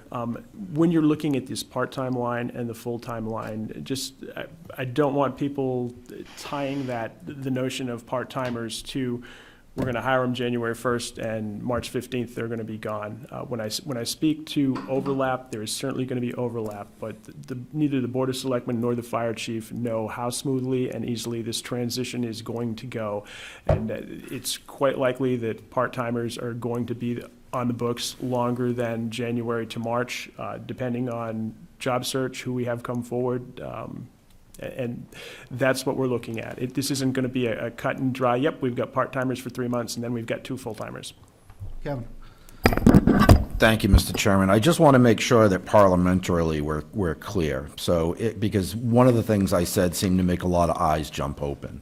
So if you are appreciating the point that a budget with a 6.5% increase is likely not to be approved at the polls, and so you would want to reconsider moving full-time firemen out of the budget and as a warrant article. It takes a motion by somebody on the prevailing side to reconsider that motion. So if that point is germane to you and you want to reconsider pulling firemen out and making it a warrant article, it would take one of the members that voted on the prevailing side to do that. Those of us in the minority have no parliamentary ability to do that. I would say that's actually a point of order, rather than, Whatever you want to call it. Jim, do you want to speak to the motion?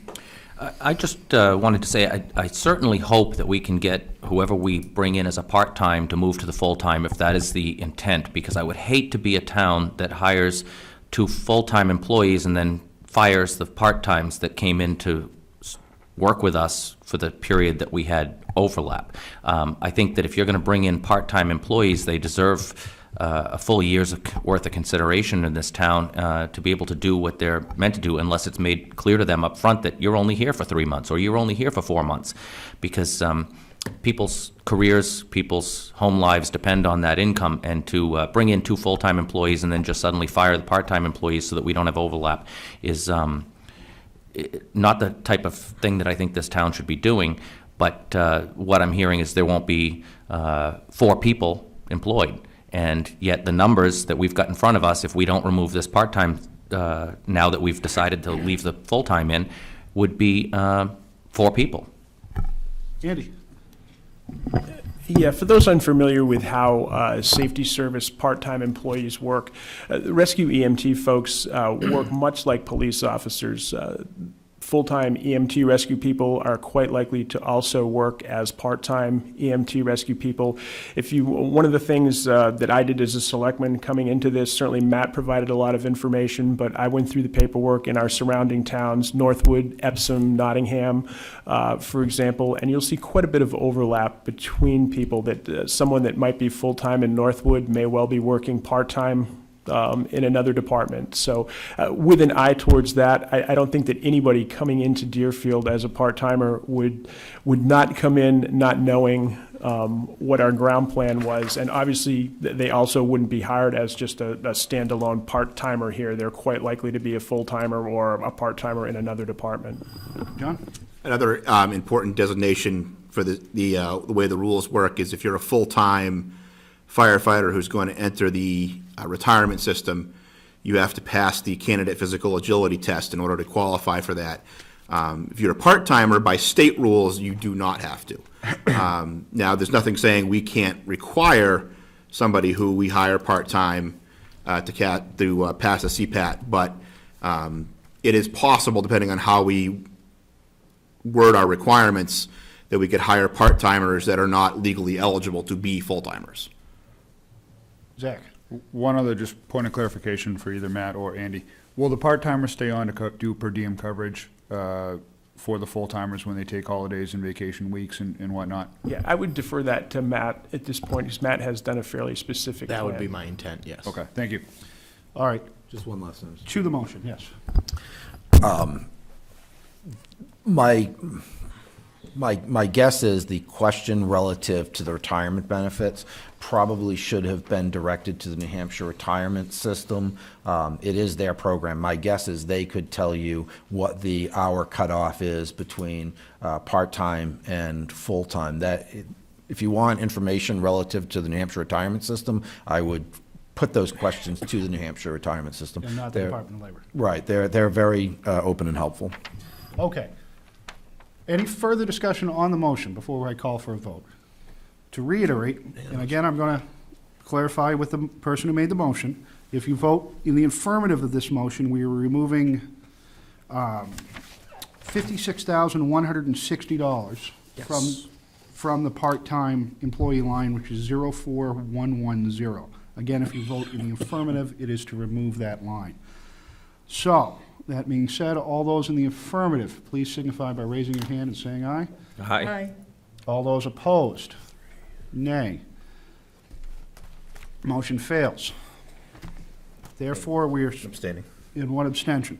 Therefore, we are still operating on the amount for the fire rescue total in the amount of $398,820. We're getting there. We're getting there. We've moved 2 lines so far. Further discussion on the fire rescue line. In any other lines other than the part-time and full-time line, we can question as well if we need a break from that line. If not, we can call for a vote on the entire fire rescue budget. Seeing no further discussion, Mr. Chairman? Kevin? It's my intention to vote against the bottom line on the budget. I don't, on this budget, I don't think that this is the way that we should handle it. It's not that I don't support fire and rescue. It's not that I contend that we do not need either part-time or full-time firemen in this town. It's not that I don't value life safety of the children and the residents. I just don't think that this is the best way at this point in time in this town to make this paradigm shift. My fear is that this is going to cause more division in the town, and I think that that's unfortunate, so I'll be voting no on the bottom line of this budget. Further discussion? Jim? I would have to basically agree with Mr. Verville because that was, as I've been saying from the beginning, my objection to putting these two full-time employees in. It's just, I don't think that it's right to take this decision away from the town. We're talking about a basic restructure of the town. I can't support this budget for the fire department without this change being a warrant article that allows the town to weigh in. I've had far too many people contact me and complain about the fact that there's no other way to address this aside from rejecting the entire budget when it comes to the polls. And I think you're going to have a hard time passing this budget by the townspeople with a 6%, in excess of a 6% increase, when fully half of that is due to something that they object to. I don't think anybody has a problem with new trash compactor at the transfer station and that kind of stuff that was responsible for the other 3%. But this particular item is likely to cause this budget to fail. We'll be on a default budget, and we will not have the part-time people that we wanted to hire, nor will we have the full-time people. And as much as I've tried to decrease this amount so that we could get something that might pass and be able to work forward, those motions have failed here. I can't support this budget, bottom line. Andy? No, Oh, okay. Further discussion? Seeing none, I'll call for a vote on the bottom line of $398,820. All those in favor signify by saying aye. Aye. Opposed? Nay. Okay. 4. And abstain. And 1 abstention. Motion passes, I believe? Yes. Okay. I think we could deal with a 5-minute recess here. We're done with the fire. Do we want to do a citizens' comments now so that people who would like to leave and go on to more exciting things can? Mr. Chairman, I could- didn't even think we had a, oh, we do. Hold on 1 second. Mr. Chairman, could we just address water holes and forest fires, which tends to not be a very controversial Actually, one, you know what, Jim? before we take our 5-minute? I will. I We will already go have, along Mr. with- Chairman. What's that? We moved the full fire department budget, water Right, holes. it was water in the holes. total, It was right? in the And- total. Was it in that total? Forest fires were included in that, so I think we've I already think put it to bed. Okay, Well, I saw the point of order. separate agenda item. Point of order. Because of the procedural oversight, if somebody wants to consider water holes and forest fires, it would have to be somebody that voted on the prevailing side to open that line back up. Does anybody want to reconsider fire holes, forest fires and water holes? Seeing none. I will go along with John if there's any citizens' comments.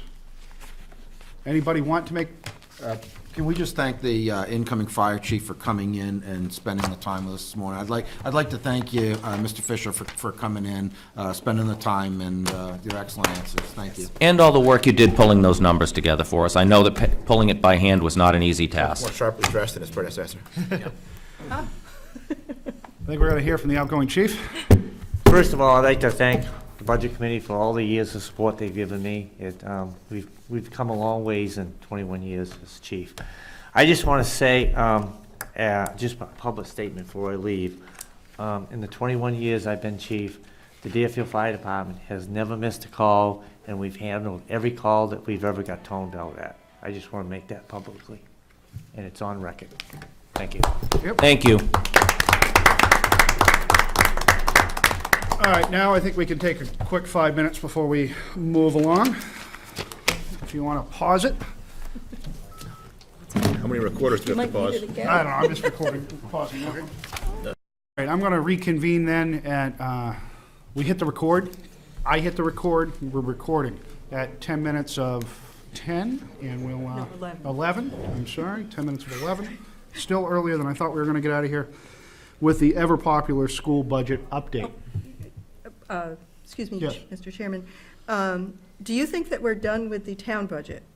Because I believe that we do not have, I don't see any notes from any budgets where we actually I remember approved voting on, line 15 or the line for insurance. Again, I just went back to read minutes because I thought there was I remember discussion of both it. of those. Mr. That Chairman, we voted or that we tabled. I was confused, so I Point of have order? notes that don't show that we did that. Speaking, finish speaking. Point of order, yes. So, under old business, I would like to indulge the committee to consider highway. I've got just a couple of quick questions on highway. Well, that wasn't a point of order, that was, Well, wait a minute, but it goes to her question whether or not we're done. Second of all, generally speaking, once we get through the budget, we allow the town to double-check, make sure everything is up to date, and then we move the bottom line after we've gotten through all the budget. So typically, we would hold the final, moving the bottom line to a subsequent meeting. and the town administrator's going to give us a new printout of the budget with any updated numbers from now that the 2018 NBC budget has been made, he's got to print us out, which goes to your difference in percentage, which will make a lot more sense now that we've gone through.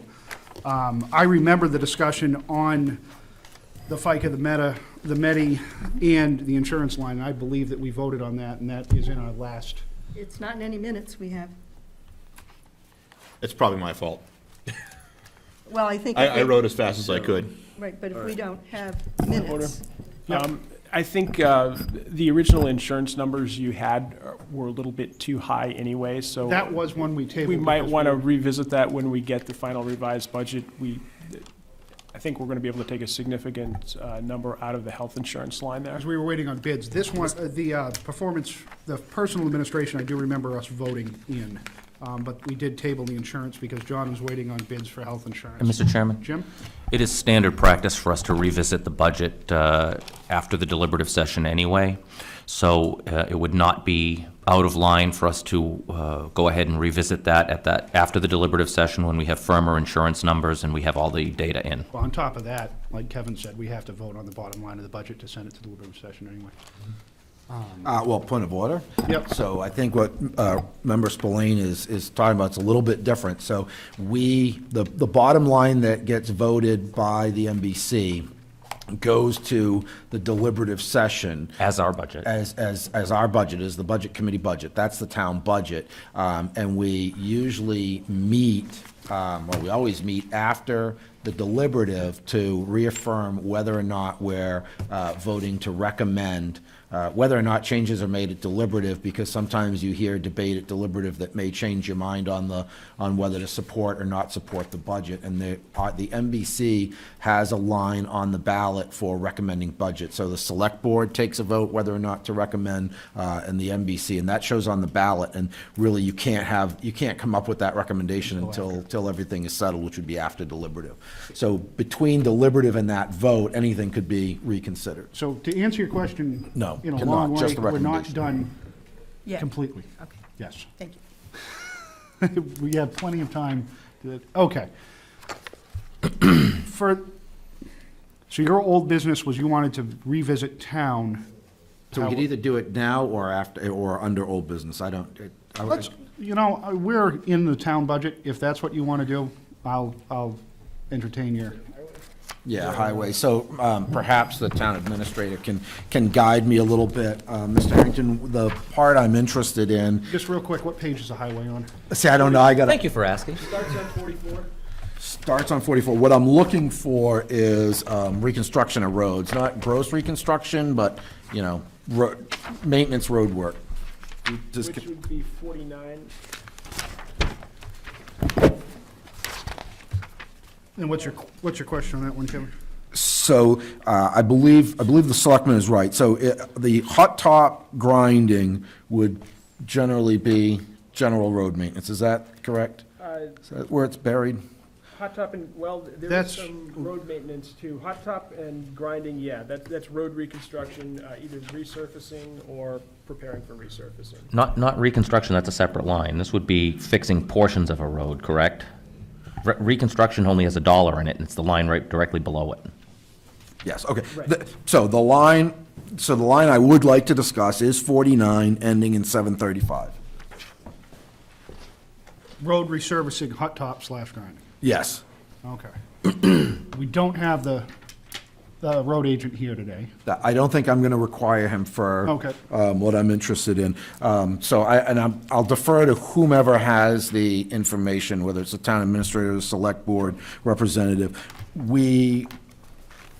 applied impact fees, collected impact fees this year on road maintenance, right? Is that correct? We did. There are two things coming into play there. Impact fees and also state grant money. Okay, and, I think if you're looking at the surplus there, the overage, no, what I want to know is how much money of the impact fees did we apply this year? And it can be it doesn't have to be a precise number. If somebody has a ballpark number. I don't recollect. There was, on the books, a plan to completely resurface and fix Range Road, from Middle Road up to, I want to say Haynes. And for those of you who have driven along there, there was a dug-up portion for some time, which was one of the harder hit areas that tended to washboard during the wintertime. The intent was to resurface all of the road, but due to contractor problems not getting out here, the impact fees were going to be applied to that section. A small amount of impact fees were used just to seal that one gravel section for the season, but the entire project wasn't finished. Andy? Yeah, I'm just to clarify, John, was that? Probably into the mic, Was Andy. that impact fee money or was that the state grant money that we received? Because we had two, my understanding was that the Range Road was part of the state grant money. We spent close to $30,000. Right. Impact fees and block grant monies were going to be used on that Okay. project, depending on what was done. Some work was done. There were new culverts put in along the road, you can see, in preparation for the overlay, but we never got to that. That's being held off till spring. All right, Mr. Chairman, Mr. Chairman, it's clear that the answers I'm looking for are not available now, and that's my fault. It is a little bit blindsidey. So I guess what I would ask for our next meeting, if somebody could poll what the amount of impact fees that we were going to use, the amount of block grant that was available, and whether or not we expect that block grant to be available again next year. If those numbers could be prepared, I can delay my questioning on highway until the next meeting. Are you speaking to the current budget or the upcoming budget? The current budget. The current The budget we're in, 2017. yes. Yeah, that's not a problem. We can certainly get you the exact amount of impact fees that were used for 2017. And I can tell you that right now, with regard to the block grant money, just in regard to the block grant money in vague terms, we spent not quite $30,000 of that money, is my understanding, and got hamstrung by our paving contractor, who sort of strung us along and then didn't show up to complete the work. So we've got roughly $120,000 that's a non-lapsing fund that will be used for those three outline projects that we discussed at the last meeting, one of which was Mount Delight Road, one of which is South Road, and one of which is Range Road, and that money will be spent in the 2018 budget. And then the 2018 road reconstruction plan Was just Cotton was Road. Cotton Road. Since you had missed that the other day, I didn't know if you So caught that. wait a minute, maybe I do have my answer. So there was an amount that was expected to be expended this year of $120,000 from impact fees on various road maintenance. No. There was a block grant of, I believe, roughly $150,000, and we spent approximately $30,000 of it, not quite getting projects ready that we thought we were going to complete by the end of the year and use that state grant money to cover. And as I've said, right now, we got a little less than $30,000 of that expended and have put that on the shelf until spring because of the winter weather. But we've still got about $120,000 in state grant money that we're going to use to cover Hold on, those Jim, I three just- projects. Might as well let Kevin finish where he's going. Okay, so I guess really what I only want to know is what the total amount of impact fees that we had hoped to be able to spend this year that we did not. If I could get that number, and then we can just come back to it next meeting. Kevin, If we can put it on. one point of clarity. Do you want to know how much, what the total impact fees spent this year? No, Or- I want to know how much of the impact fees were intended to be spent on highway, because I know we didn't get a lot of the stuff done. So what the total nut that we had planned on spending, not what we actually And spent. is that I think also on that question, I assume that's encumbered until next year out of the money we didn't spend this year, Impact fees? impact fees. Impact fees only last every 6 years, depending on when we collected them. So that number changes monthly, what we have to give back to contractors. What I can tell you is what we had available in 2017 to spend on projects and how much was actually spent. I don't care how much was actually spent, I want to know how much we had, how much we intended to spend. If we could have got all the projects done, how much that would have been. Okay. Thank you. Jim? Yeah, on the same topic, when you say block grant from the state, is that the same as, is this something we applied for, or is that the same refund to the towns for road and bridge construction that we built into the budget that we just passed at the state level? This was not built into the budget, and I don't. I don't mean our budget, I mean the state budget. When we passed the state budget, we did a I believe that- refund to towns for road and bridge I construction. believe that is exactly the money, yeah, and Deerfield got, I'm gonna say on order of 150,000. We had intended to spend it all on 3 distinct projects to be completed this fall. We spent not quite 30,000 of it, and as I mentioned, the highway agent got hamstrung by the boom in construction, essentially, that backed up all the asphalt work in the state. So we get to keep that to continue processing? That because is a non-lapsing, that's non-lapsing revenue that we are indeed going to spend in Right. 2018 on the 3 projects. That's finishing up Range Road, a portion of South Road, and a portion of the top of Mount Delight Road, it's the ripped-up area above Baker's at the top of the hill. Which we Just- discussed with the road agent the previous meeting. Just so everybody knows here, that was something that we built into the last budget we passed at the state, was to refund to the towns based on their population and whatnot, a sum of money to work on infrastructure, roads and bridges. The So block grants. that's why the block grants got distributed from the state level. Second installment to that. And there's gonna be a second installment to that at some point. I don't know what the dollar amount is, it varies town to town. My other question actually is related to the impact fees, because this tends to come up a lot, and we have actually had warrant articles in the past, and I know how the Board of Selectmen tend to feel about it. Andy, could you answer or explain to the board, because we do have new members, when we collect impact fees, what percentage of that actually goes to roads and whatnot, and what percentage gets put into the conservation fund? And can we get a balance on that conservation fund, which always seems to be extremely high without much spend, and yet they still continue to take money from impact fees? I don't have the breakdown. I would note that, and we discussed at the last meeting, impact fees are split between highway, on the town side, highway and transfer station. I'm not sure of the percentage that would go to Conservation Commission. We can certainly get you the Conservation Commission fund balance. That's readily available. Do you have a rough idea of what that is? There are 3 areas that the impact fees go to: school, highway, and transfer station. I do not believe conservation takes a piece of impact fees. Conservation gets their funding when land use goes from current use back into Non-current use. non-current use. There is a penalty fee on that. Currently, the Conservation Commission gets 50% of those funds that are Okay, so levied it's against the the current property. use impact. It's the land use tax change Okay. penalty that comes Right. from current use. When you take current use land out of current use, as if you're going to develop it, you're assessed typically a 10% penalty on that. The way it's set up right now, the town, general fund gets 50%, Conservation Commission gets 50%, and I believe, if I'm not mistaken, that we have a $350,000 cap on the Conservation Fund with regard to that distribution. I may be a little off on that, but I know that we had voted, when we voted to split the money with the Conservation Commission, we also voted to have a cap, at which point we would stop splitting the money. It was like 3 years ago that there were dueling warrant articles where the town was trying to take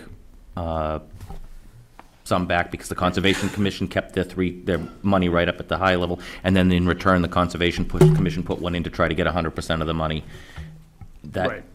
That's still at a stasis right now where it's still 50%, It is still 50/50. and we still have a conservation fund that's pretty close to that cap, correct? I believe we do.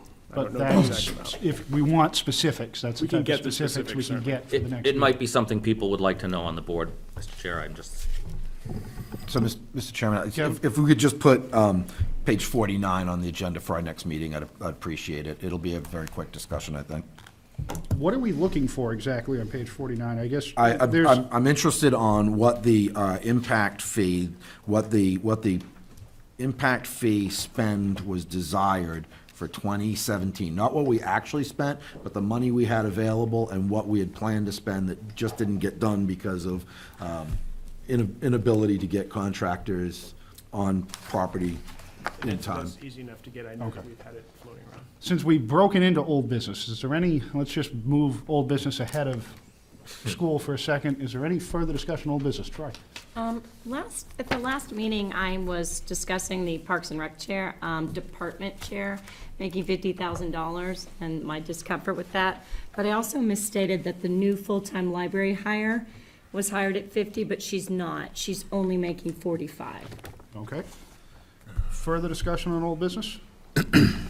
Seeing none, I guess we will jump back to what was number 6, the school budget update. Okay, so at our last meeting, the school board did complete their work on the budget. We have moved a bottom line.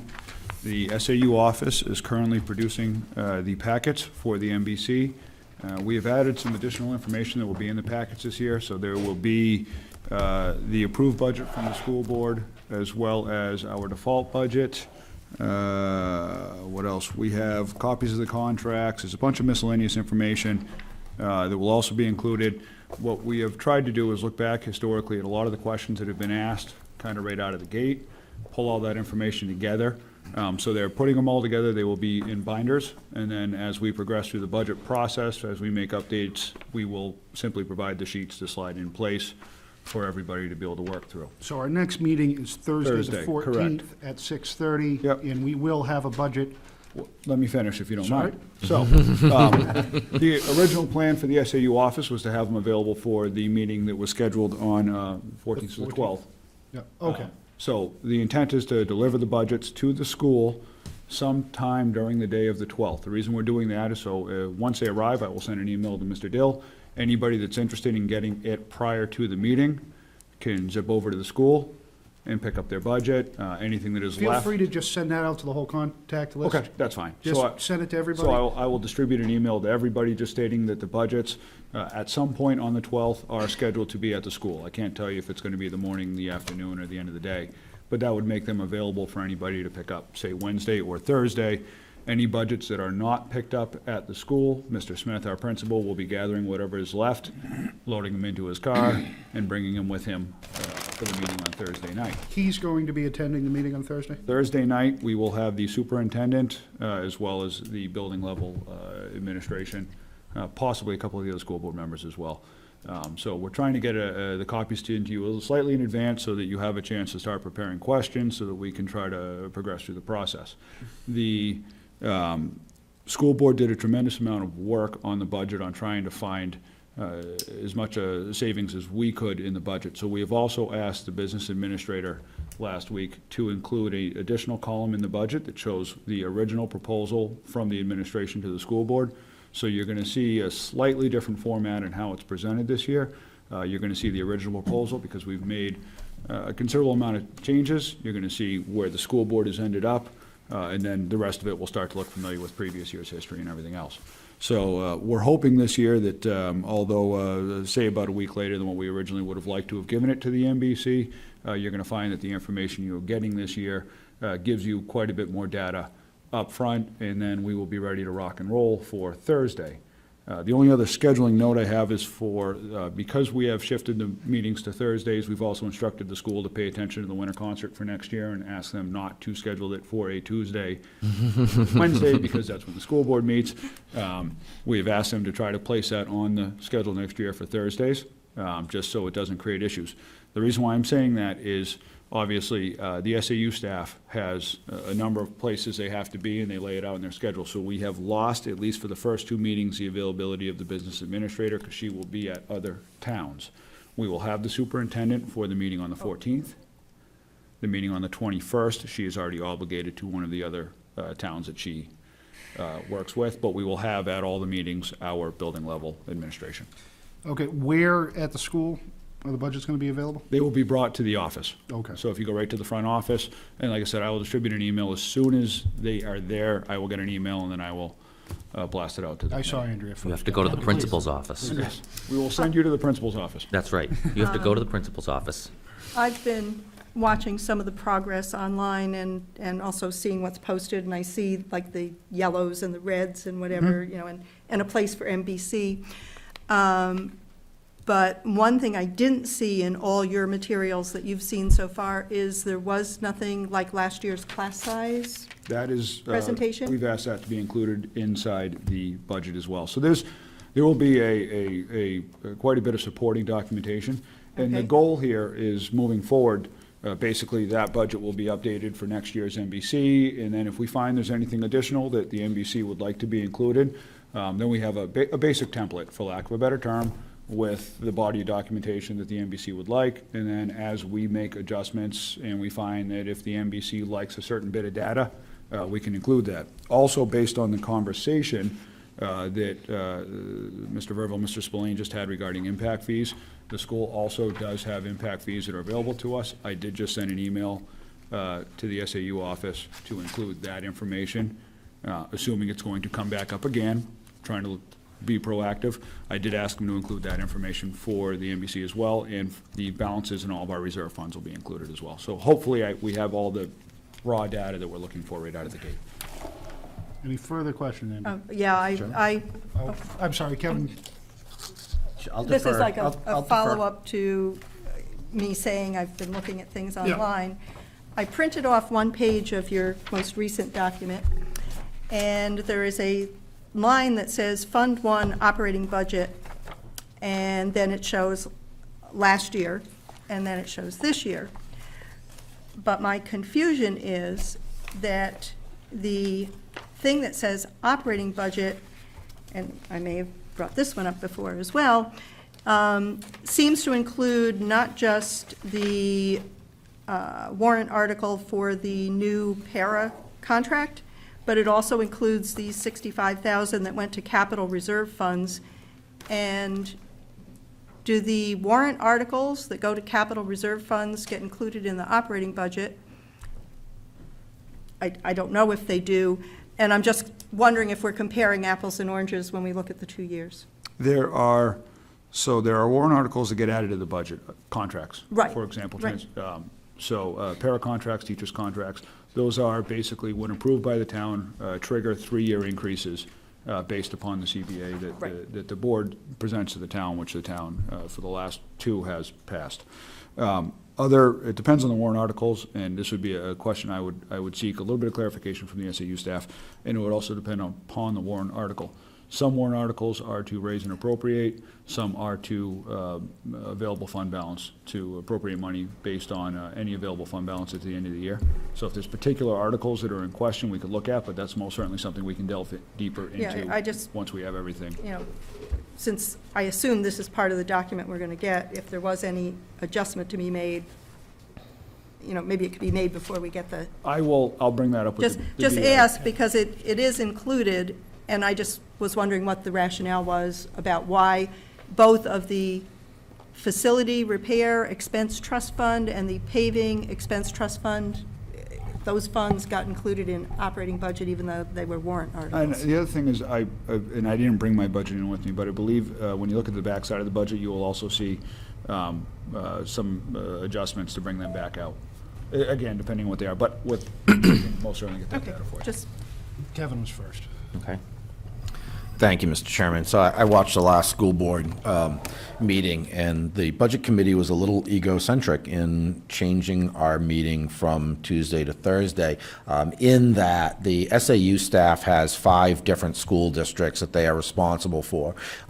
'Tis what we call the silly season, right? It's the budget season, so there are a lot of meetings that the SAU staff has to attend, and we did not take that into consideration when we moved the date, and that caused a certain amount of frustration with the SAU staff, rightfully so. I did reach out to Superintendent Sherman and asked her if there were perhaps better alternate days of the week for us to meet that would allow them to participate. In that they have 5 districts and a lot of meetings, because my intention was to simply bring it to this meeting and make a motion to reschedule again to accommodate the SAU staff. Unfortunately, they are fully booked out, and that was not possible. We've done it in years past, and I think by luck of the draw, we've gotten away with it and gotten staff here. So I think going forward, if there is a scheduling conflict, the sooner we can recognize it, and then maybe try to liaise with the SAU staff, it would be helpful, both to them and to us going forward. I know they're going to bend over backwards to get people here, and I appreciate their flexibility in doing that. Just to follow up on Ms. Hodeling's question, I think it's a good question. From my recollection, anything that, once it passes as a warrant article, that money does become part of the operating budget because it's been approved. However, that's only if it's to raise and appropriate the funds, as Zach was saying. If we have a warrant article that says to be moved from surplus, that was actually money just moving from a current budget to a fund, and it's not an operating budget addition.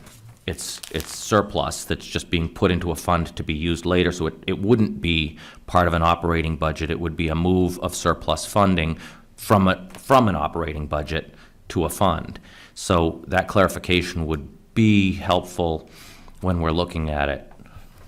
Mr. Chairman. Kevin? So just to be clear, so when we look at the fund transfer into dedicated accounts, it's one of the few vehicles that both the town and the school have to take surplus money from one year and carry it forward to the next or subsequent years for dedicated purposes. So they're not allowed to take, well, except for the school has one quirky little thing where they can, but they're not allowed to take money and simply squirrel it away like a rainy day fund. That's not allowed in SB 2, but they can put it in building maintenance. They can put it to dedicated uses for future use. So it's the one way to carry over money from one year to the next instead of returning it.